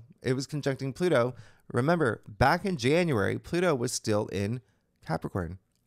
Yep. So your second house, money. All right. Money, finances, income. There could have been something new that has begun that you started seeing developing around that time. Okay. When it comes to money, income. And now the other thing is the second house, if you're not here for money at all, if you are literally Brad Pitt watching this video, Sagittarius, and saying, listen, Jimmy, I got enough of that. I'm literally sitting on top of gold bars. Tell me something else. Well, second house is self-worth. It's self-value. It's the things that you value. There could have been something that, you know, even material things. There could have been something that new that came through. Okay. Maybe you got a new car or whatnot. And anyway, so let's see what's going on for you. All right. Let's see what's going on for you, Sagittarius, for these 2 full moons. Again, this is for Sagittarius, Sagittarius rising, Sagittarius moon. Let's get to it. Sagittarius, see what's going on for you for these 2 full moons in Capricorn. Okay, Sagittarius. Y'all, who are some other Sagittarians? Miley Cyrus, Nostradamus was a Sagittarius. Did y'all know that? All right, so let's see. I'm doing a 4-card spread. Wow. Oh, okay. So a lot happening here. Yep. Let's get started. Okay, you are you got a lot of power. You got a lot of power. Listen, you got 10 of Cups. Hello, you just got the 10 of Cups. So the biggest thing that's coming up is during that new moon. Yeah, it was a pivotal time for you. It was almost like one phase ending, new phase beginning. All right. And of course, new moons are new cycles anyway, right? So this card is attributed to the new moon in Capricorn that happened in January. So there could have been, remember how I've been telling you, if you watched, you know, your past readings, even for this year, you've had a lot of family energy happening. You've had a lot of activity happening at home, family, parents, children, loved ones, significant other, things like that. Now, a lot of that energy here too. You see the happy couple, you see the happy children. There's a lot of innocence here, a lot of purity, a lot of fun, but this is a card of happiness, a lot of happiness. All right. You see that rainbow with the cups lined in the rainbow, cups being love, emotions, feelings, relationships, intuition as well, but it's just so blissful. All right. A lot of enjoyment here, but this is happy everything, a lot of enlightenment. Really great. There could have been something that was happening around that time where you felt that energy. All right. And then you were just like, okay, this is happening, moving with this energy into this next cycle in my life. Okay, so there could have been something happening around that time that is now bringing you back, okay, to what happened around January 11th. Now, you got the Empress, Sagittarius. You got the Empress. This card is attributed to the first full moon, June 21st, what you can expect with that abundance. Okay, abundance. Now, the Empress, this is love. This is love. There's a lot of love energy, okay, with y'all. There's a lot of love energy. And I'm not surprised. Remember, the North Node is still in Aries, all right? And all year long in your 5th house of pleasure, love, joy, romance. So really put your energy in that direction. It seems like y'all did. A lot of y'all could have gotten married. That's so much. And even this year, that still could be a really big thing with the fact that Jupiter is now in Gemini for an entire year in your 7th house of partnerships and relationships. And it could also be work related. Don't forget that. But the Empress is all about abundance. This is all about love on a whole, like, transcendent level. All right. We're talking super conscious here. Passion. The Empress exudes passion. Okay. This is comfortability. All right. This is comfortable. And I say that because you see her in that chair. She's not like a queen. She's lounging. She's comfortable. She's comfortable because she has this abundance, but she creates it. So there's a sense of you creating this abundance around this full moon in Capricorn that's happening for you, which is really nice. Now, remember I said it's in your 2nd house, self-worth, self-value, self-confidence, okay? But also money. You see the symbol of Venus there? Money. All right. So there could be some money matters that are coming up around this full moon in Capricorn. That's really, really nice. And again, there is a sense of something new coming after the 10 of Cups. Yeah. All right. So 1-0 equals 1, new beginning. You got the Empress, which is 3. This is a birth of new things. She's pregnant too. Speaking of family and children, that's happening for y'all. They could be happening with you, your family, someone that you know, friend, whatever it is. But this is the birth of new things. Okay. Birth of, you see the pomegranates in her gown, all that like fertility and growth, but in matters of what you want to create, the reality that you want to create. Okay. You see the golden wheat here, this new crop, all about new. new, okay, with that 3. And with that newness, there is that growth, all right? That's that growth, that development, that progression, which is so, so, so nice. I mean, now you got the 7 of Swords, okay? So you got the 7 of Swords. This card is attributed to what you can expect, what you should be focused on between the full moons, all right? While Saturn, Neptune is in retrograde. So June 21st to July 21st. Be honest with yourself. Be honest with yourself. I've told you that for every side, I've talked about Neptune. I've talked about this. All right. So it's all about going beyond this veil, cutting through the fog, being true to yourself, seeking your truth, being in touch with your higher mind, your higher spirit, all of that. Being your authentic self. That is what this card is saying. Don't run away from anything. Anything that comes up through this process, remember, a lot will, right? With this retrogrades, reassessing things, reevaluating things, face the things that you have to. Now, the other thing that is possible is that there could be someone that you identify as being deceitful or dishonest that is associated with this card. But listen, yellow is beautiful. Yellow is golden. This gold, all right, in tarot. And so why is it with the 7 of Swords? Is because he's stealing these swords in broad daylight, meaning he can easily be caught. Easily, there are no secrets here. It's almost as if you will know, all right? You will know when you reassess. And it could be in any shape or form where someone could be being, dishonest with you. It could be a colleague or, whatever it is, whatever resonates with you, but confront it. That's what it's saying. You can do it. You can do it. But the biggest thing that's coming through for me is just being honest with yourself and making sure that it is something that if you are communicating things, it is coming from your heart. It's coming from your soul. It's you being your authentic self. Now, wow, you got the Empress and the Emperor. For this card is attributed to this full moon. So you see what's happening here? You got the pair.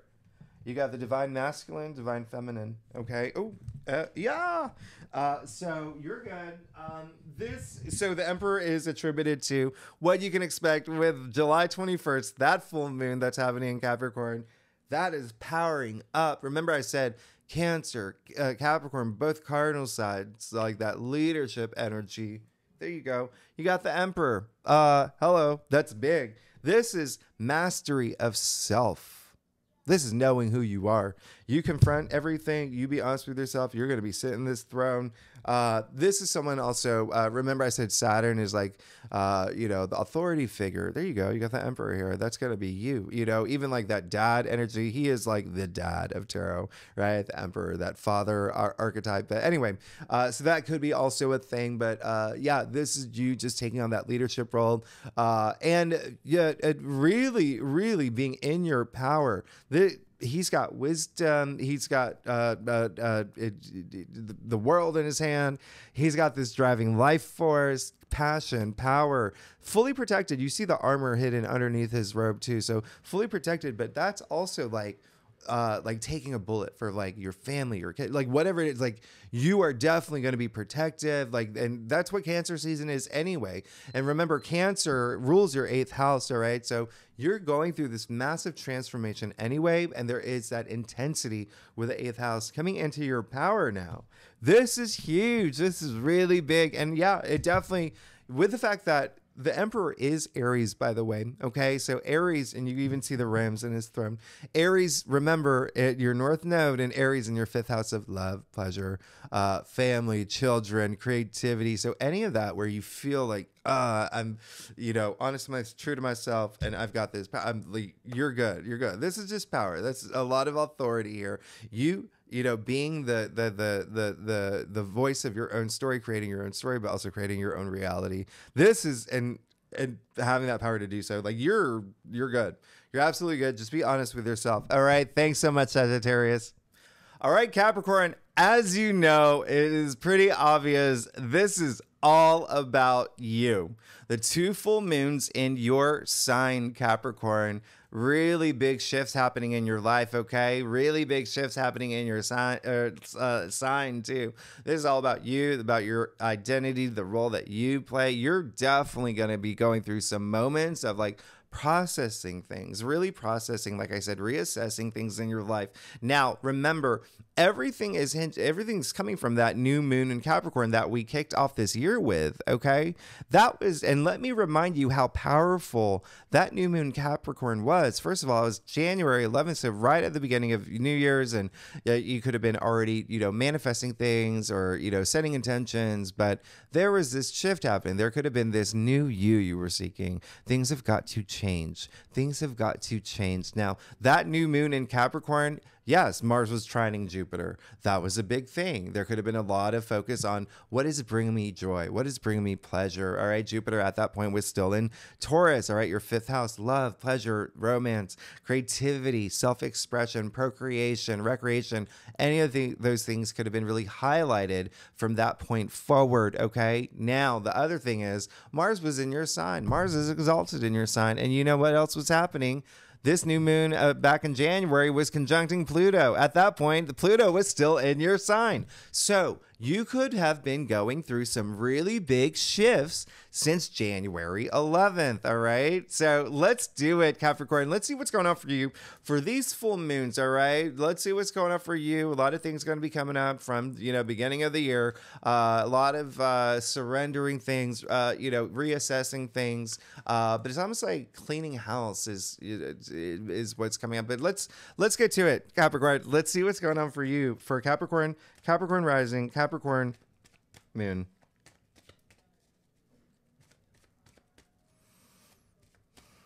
Okay, Capricorn, y'all, tell me what's going on. How is your weekend going? How's your day going? Y'all are amazing. And I'm doing a 4-card spread here. Okay. Yeah. I kind of knew that, you're going to be absolutely fine. You're still moving forward in this absolutely great way.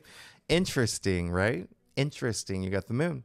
Very interesting. This card is attributed to the new moon in Capricorn that happened in your sign, obviously on January 11th. So, you could have been going through some really big moments. Like I said, like big shifts, big adjustments. There could have been a lot of things that you were thinking about. Now, one thing that is very interesting is, remember I said, we were in Capricorn season during that new moon. We were in your birthday season at that time with anyone's birthdays. And I think I even mentioned this in your forecast for that month in January. Anyone going through their birthday season, they're going to be in their heads. Yeah, they're going to be, whether consciously or not. It's like, what have I accomplished? What do I accomplish? What brings me joy? A lot of things when you turn another year. Okay. So there could have been a lot going on up in your head. And I mean, you have the moon here. And so there really was a sense of possibly thinking out your future, road mapping your future. A lot of it could have been career related for y'all. It could have been just like where you stand in, your company, or, maybe you wanted to start your own business, or there could have been some partnership at play around that time as well. But remember, you still had a lot of planets that were in your 5th house. So a lot of like things that were bringing you pleasure and joy in other capacities. But this is saying that there could have been a point where you really had to go within around that time. Okay. Remember, Saturn is all about Saturn, your ruling planet, structures, right? So there could have been new structures that you were building in your life, or there could have been some structures that you wanted to, right? You even see the structures here. You see the structures here. You're that crayfish. You got to go to the sea. You got to go see your buds. You got to go, hang out and drink some Kool-Aid, whatever it is, Coca-Cola. But just it is getting through that point, right? You even see the dog and the wolf here representing evolution, okay? So this is a very emotional card. So having to do a lot of like emotionally evolving. We are human beings. That is what we do. So there could have been some things that were just like, around that time that require you to go within, or you probably wanted to do that around that time, around that new moon, to come out on top and communicate in a way that you needed to, because the moon actually in tarot is attributed to Pisces. And remember, Saturn, your ruling planet, is in Pisces. Neptune is in Pisces. They're both going retrograde, okay? Both going retrograde. So taking that time to reassess the way that you communicate, or things that, have to do with communication, also logic, thinking, processing. 3rd house is Mercury ruled. So a lot of that, all right? So you get to the Chariot, though. So this is very interesting to me. this is very interesting. The Chariot is attributed to the first full moon here, June 21st. Okay, so this full moon, this is what you can expect. Boom, moving forward. Moving forward. Like I said, what I said earlier, clearing house. That's what this is. Moving past any obstacles because you've found that willpower. You found that confidence, and you're just like, I'm letting this go. I'm letting this go. I'm moving forward. I've learned a lot. Okay. Remember what I said, Saturn, Neptune, and Pisces in your third house. Third house is also gaining knowledge, just like the Chariot does. You can see in his hand, he's got, you know, the magician's baton. You can see the slivers of the moon from the high priestess. You can see the lingam and the yoni from the lover's card. So it's card 7. So it's all this moving forward, but learning as you go through the full journey, all right, through your journey, all right. It's also number 7. 7 is introspection as well. So this is a big time for you, like where you're going to power up around this full moon. You're going to power up and you're going to be ready to move forward and surrender the things that don't serve you well. Now you have the 9 of Wands, all right. So this card is attributed to what you can expect or what you may be experiencing or focus on between January 21st to July 21st, and you just got the 9 of Wands, all right? So this is also very interesting. Remember, these full moons are in your sign. Full moons are, you know, powerful, and they illuminate, and they bring a lot up. 9 of Wands is saying, hang in there, okay? You've got a lot happening, and and feel accomplished for getting to the point, right? We're at 9 right now. And this card is actually attributed to, funny enough, moon in Sagittarius. All right. So that is your 12th house. So very, very interesting here. So you, again, just being in your head, 12th house is, you know, the subconscious. What is the subconscious is where we store our memories. All right. So that includes a lot of like low frequency energies like stress or anxiety. So remember, this is reflecting that moon that started from the beginning of the year. So there could have been a lot going on up here. The 12th house is also self-sabotage, is also facing your fear. So remember, recognizing what you have to let go between this time period. It is up to you. It's up to you. What are those things where you're just like, okay, I've really weathered the storm, but I'm not giving up, because this card is all about perseverance. It's all about resilience. It's all about hanging in there, because you know that you're at the finish line. I'm going to clarify that for you. And there you go. You get the Hierophant. You're going to, talk about leadering up. Talk about leadering up. I mean, you've got the Hierophant. You're going to be good. You're going to be blessed. You're going to feel really good. You're going to be feeling this movement, as in even a spiritual movement, you know, a very spiritual card here. The Hierophant, you know, connects the divine, our physical world. But this is someone who needs an audience, right? This is actually the first card in the major arcana where two people appear, other people appear other than the main figure. And so when I say he needs an audience, how can you lead when there's nobody there, right? So you're going to be in that place. You're going to be in that spot. And then also structures, building those structures. He's really into structures, the Hierophant, all right? Organization, structures, and but really, really having that power to be an influential person, all right? So I absolutely love that. Now, you also have the 6 of Swords. So 6 of Swords is attributed to July 21st, that full moon in Capricorn, what you can expect around that full moon in Capricorn that's happening. Now, this is very interesting because you have the 6 of Swords here, and this is all about this transition. This is moving into the promised land. This is, again, you have all these cards about moving forward, right? You get the Chariot here, hanging in there, you're moving forward into this place, and now another one. You got a boat here, okay? So there's this freeness, this also like journey, right? Journey of the mind. Remember, swords are the mental suit, but you see the swords are in front of the boat. That's a lot of protection, okay? You see the family with the ferryman here. That's a lot of comfort. And so your mind is finally going to, once you release the things that you need to let go, you need to surrender, yeah, you're good. You're moving forward. You're moving ahead. A lot of self-worth, a lot of self-confidence, especially coming after the Hierophant, because the 6 of Swords is actually attributed to Aquarius. Remember, Aquarius rules your second house of self-worth, self-value. So really the things that you value, but this is you just moving in this headspace where you're just like, okay, I'm moving forward, got some great new ideas. I'm moving in a place where things are, you know, good for me. You see the water is calm, very calm.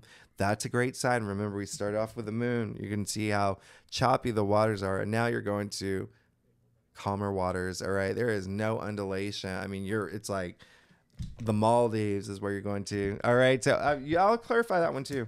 You got the 501s, you got the Hermit. So yeah, this is all, again, you taking that time out. Oh, wow. This is big. You are definitely going through, there is going to be, don't fight this transformation. Let those things go that you do know you have to let go.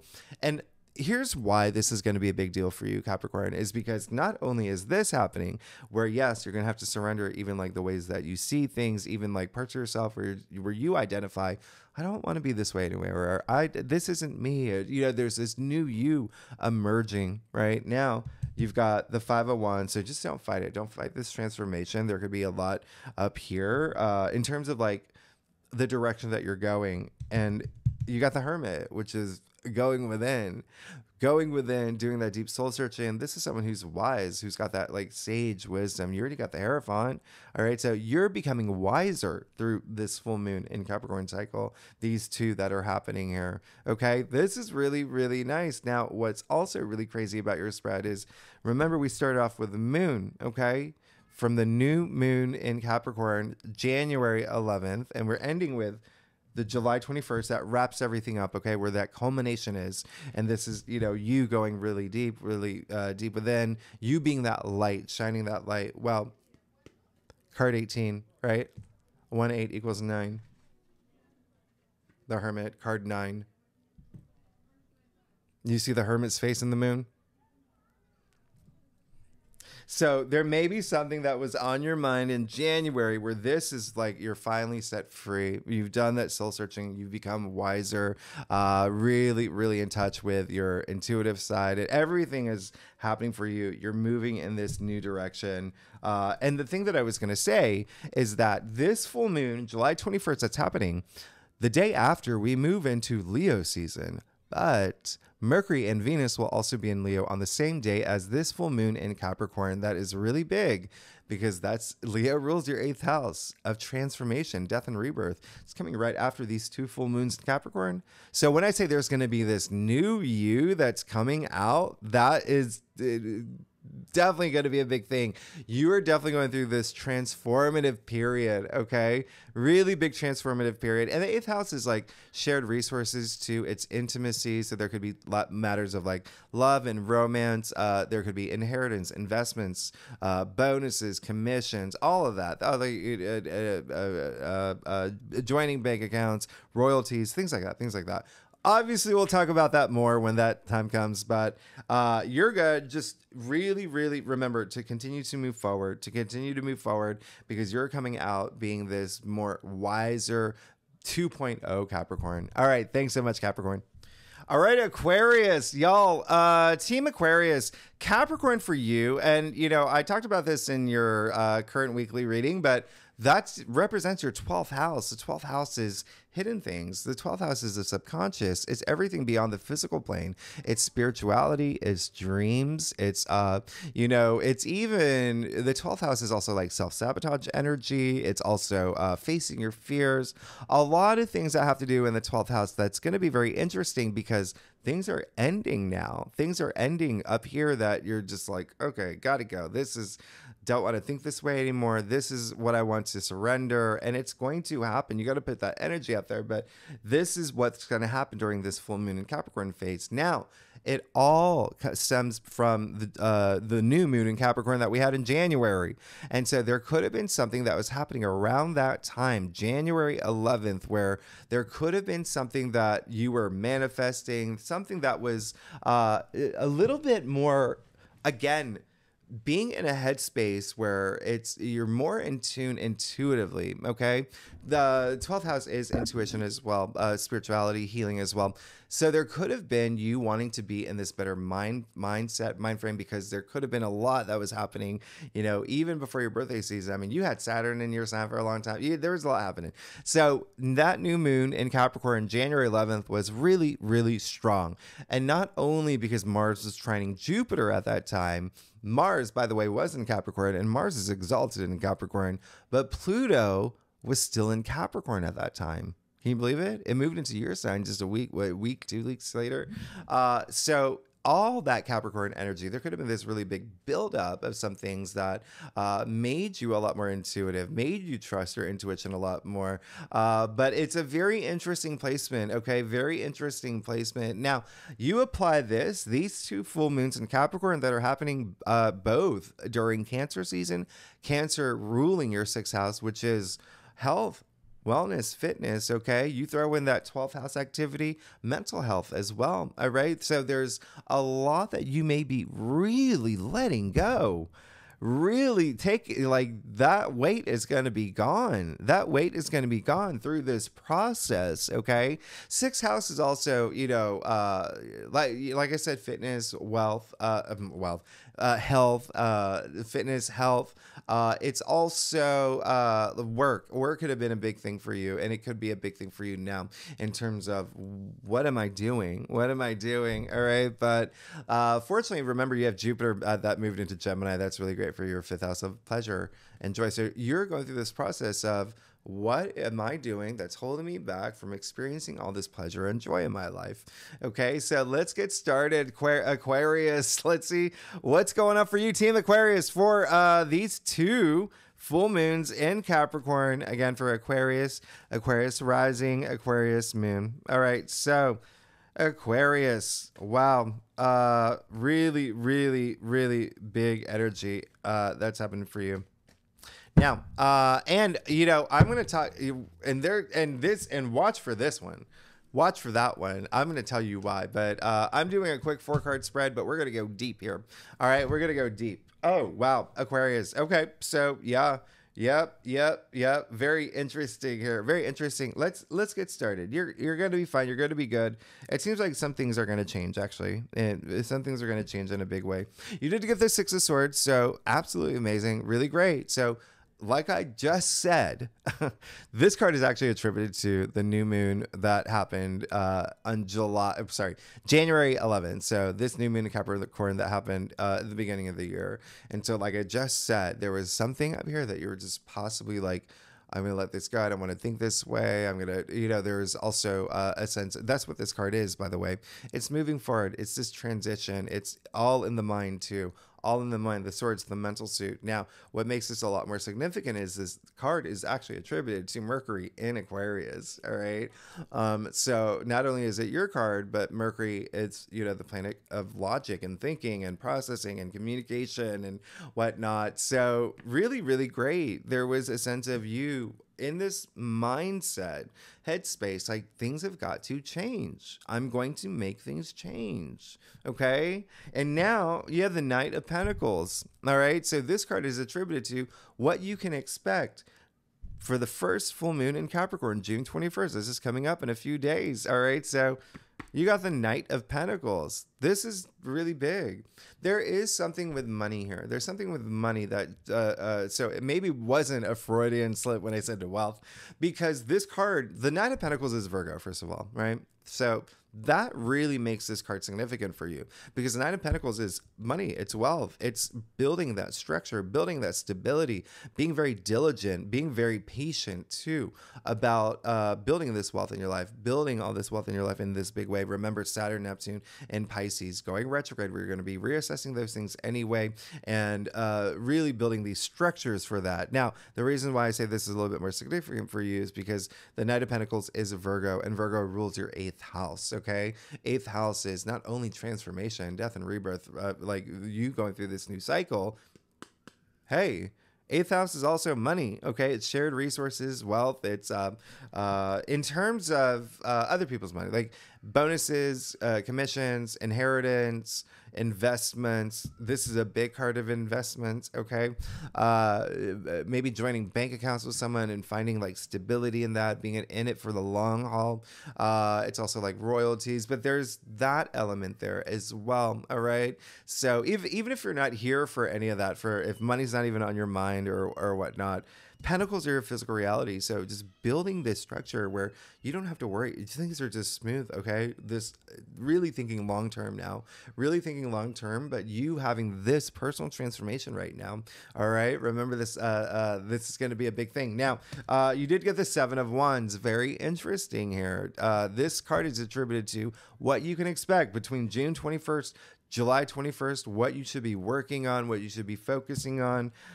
It seems like there is some things that you've worked really, really hard for that some other people may want. Okay, some other people may want. And you may have to like be in a little bit like defense mode. But I feel like there is no reason why. I feel like there maybe it's part of you that is. Remember, this is attributed to what you need to focus on. So remember, between these full moons, it's all about letting things go. Okay. And so there is, and this is a great card. It's all about valor, right? But I'm feeling that energy. This is all about valor. This is standing up for yourself. This is like drawing a line in the sand. But what's coming up for me is like there could be something there. You may have to defend yourself around with like partnerships and relationships too. This card is attributed to Leo. Leo does rule your 7th house of partnerships and relationships, your opposite sign. So there is something there, okay, where you could even be defending yourself, like as in like, oh, I don't want this. I don't want this. Like really, really reassess things, reevaluate things. That's what this period's for. That's what this time is for. But know that like you're going to be fine if whatever you do, but do you need to is the question. And if you do it in a way where you are being your authentic self. Lastly, you got the 2 of Wands, all right? This card is attributed to July 21st, that full moon happening at 29 degrees. That's going to be a really, really, that's like full stop. That's like whatever's got to go is really got to go so I can plan for my future. So I got room to plan. All right. This one, the 2 of Wands, a very successful person here. You see him standing at the top of the castle. All right. Standing at the top of the castle, the world in his hand. The world in his hand. Okay. And so there's a lot out there. It's just like, what do you want? What do you want? All right, Aquarius, what do you want? Again, this is all about planning. All right. So this full moon in Capricorn, I feel like you're going to learn a lot about yourself between this phase. I think there's going to be a lot of you that are going to, just unroot things so you can plan for your future. Because actually, I'm going to clarify this one too, because there is a sense, remember, he's successful. He's done good. And a lot of people underplay the 2 of Wands. It's a powerful card. It's actually Mars and Aries is what it's attributed to. So yeah, and then you get the 3 of Pentacles here, which is a Capricorn card. So very interesting that that's coming up. So yeah, it seems like a lot of y'all around this time, July 21st, will be thinking about working with others and be wanting to work with others. And that is likely what's going to happen. This is a card of teamwork. It's about working with others, but bonding with others too. Okay. Bonding with others. And interesting that what the message I was getting is like, ask yourself, do you have to like really fight hard for something where you can share it, right? Or do you really need defenses up? Well, look, you let it out. You got these, you're working with people, all right? And it's this teamwork that brings this success, all right? Now, what's really interesting is what I was going to say is on July 21st, the day after, we actually move into Leo season.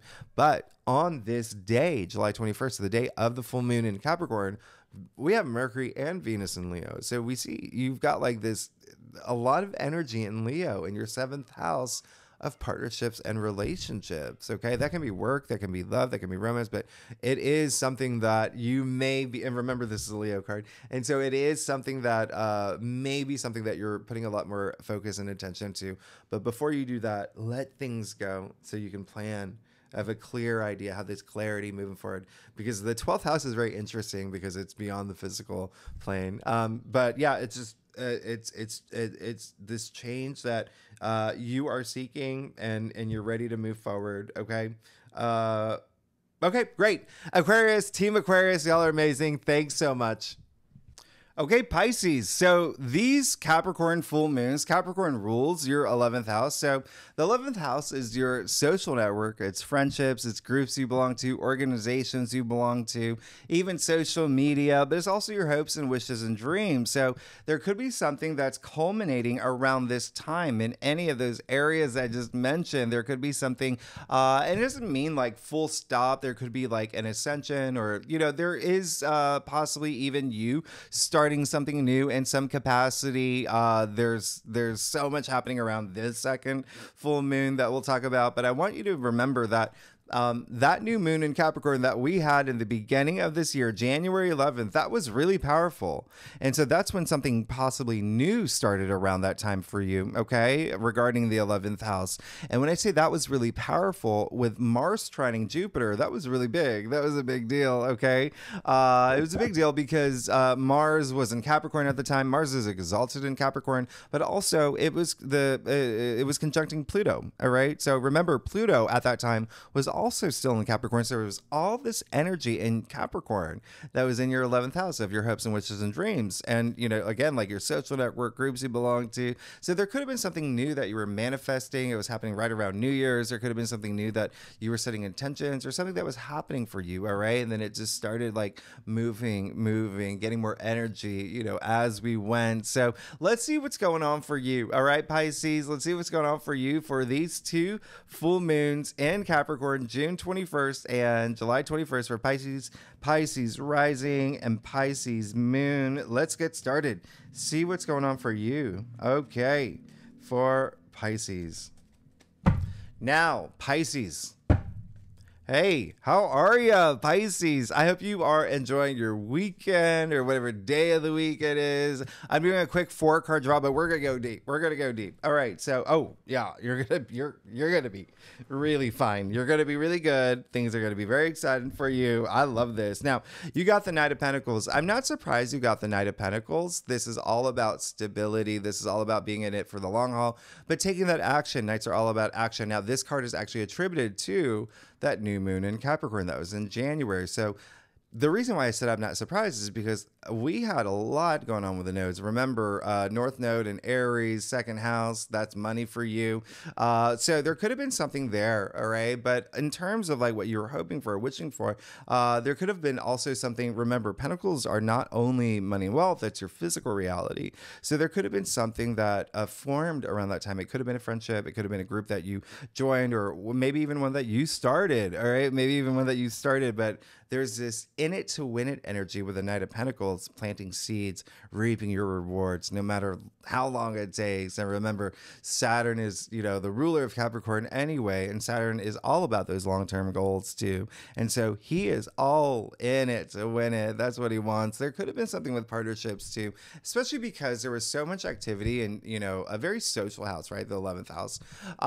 And the Knight of Pentacles is Virgo. Virgo does rule your 7th house of partnerships and relationships. So there could have been something there actually around that time. But even still, this is just going to be a fun time for you. And I want you to have this a fun time for you because remember, these two full moons are happening during Cancer season, which does rule your 5th house of love and relationships and, you know, joy and pleasure, family, children, creativity is a big thing, procreation, recreation. So really great. There could have been something definitely that was forming for you that may have had long legs to it. Now, you got Judgment. All right. So Judgment is attributed to the first full moon here, June 21st, 2024. That's happening in a few days. So this full moon in Capricorn, remember Capricorn rules your 11th house. So friendships, groups, your wishes, your hopes, dreams. But this is you having this powerful awakening about what you want. All right. Remember, full moons illuminate. All right. They illuminate. They're powerful. But with these full moons, they also culminate.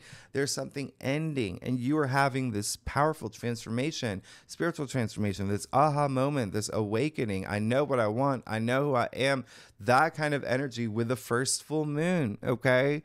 And this, you know, Judgment comes right before the world, right before the end of the, you know, fool's journey, the hero's journey. So you really have to know not only who you are and, you know, what experiences, meaningful experiences that you want in life, okay, moving forward. All right. So really interesting because this card is attributed, and you will have it, all right, around this full moon. Put your energy toward it. Now, what I was going to say is this card is attributed to Pluto. Pluto is currently in Aquarius, retrograde in Aquarius. Remember, Aquarius rules your 12th house. So that's going deep. All right. 12th house is, you know, the subconscious, but it's also like spirituality. It's healing. You rule the 12th house natively. So this is really great. Now, Two of Swords. All right. So this card is attributed to what you can expect between the full moons. All right. What you can be working on, what you should be focusing on. You have the Two of Swords here. Don't be afraid to really go within, trusting your intuition, really being in touch with your emotions, going really deep. Don't resist this transformation, all right? Do not resist this transformation, especially if it has to do with partnerships. There's something here. Maybe it's one that you want as well, all right? So don't resist it. There is a little bit of resistance that's coming up for me, but also it's Two of Swords. You see that her back is turned to both the moon and the sea. Intuition, emotion. So really, really have those moments, okay? Get to the point where you're comfortable taking off that blindfold. This is just asking you to go within. Now, two really big things here. This card being attributed to Moon and Libra. Libra rules partnerships and relationships natively. So again, could be something there. It could be love, romance. It could be career. It could be money or a profession or whatnot. The other thing is Libra, South Node is in Libra. So that's all about letting something go. And really interesting, Libra for you, Pisces, rules your 8th house of transformation. And so don't fight this transformation. You be in touch with your emotional side, your spiritual side, your intuitive side. You're going to be fine, okay? That's going to make all the difference. Being in touch with your higher mind. Remember, Neptune and Saturn, both in your sign. This can be significant for you. Both in your sign, okay? Go in retrograde. So really reassess things, really reevaluate things. Take this time with this slowdown to do all that. Now, you do that, you'll be fine. You're good. You got the sun. You got the sun. Absolutely amazing. I love this for you. You got the sun. This card is attributed to the second full moon, July 21st, what you can expect.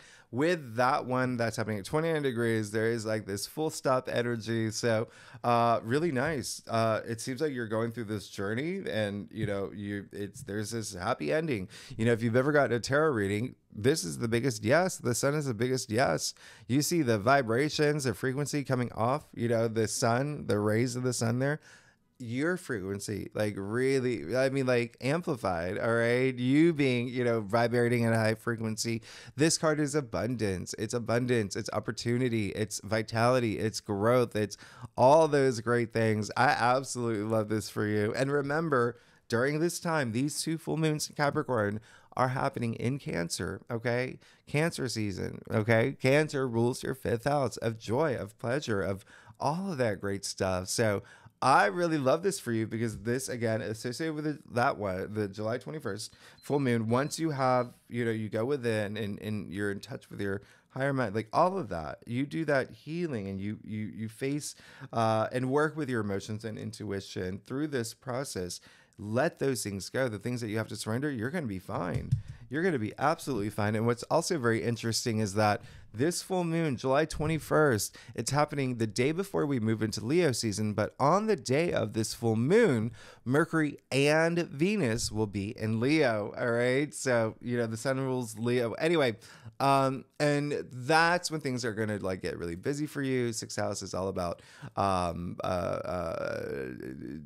everyday activities, your routines, a lot of work related matters, a lot of energy there now. All right. But it's also your health, wellness. You just got the sun.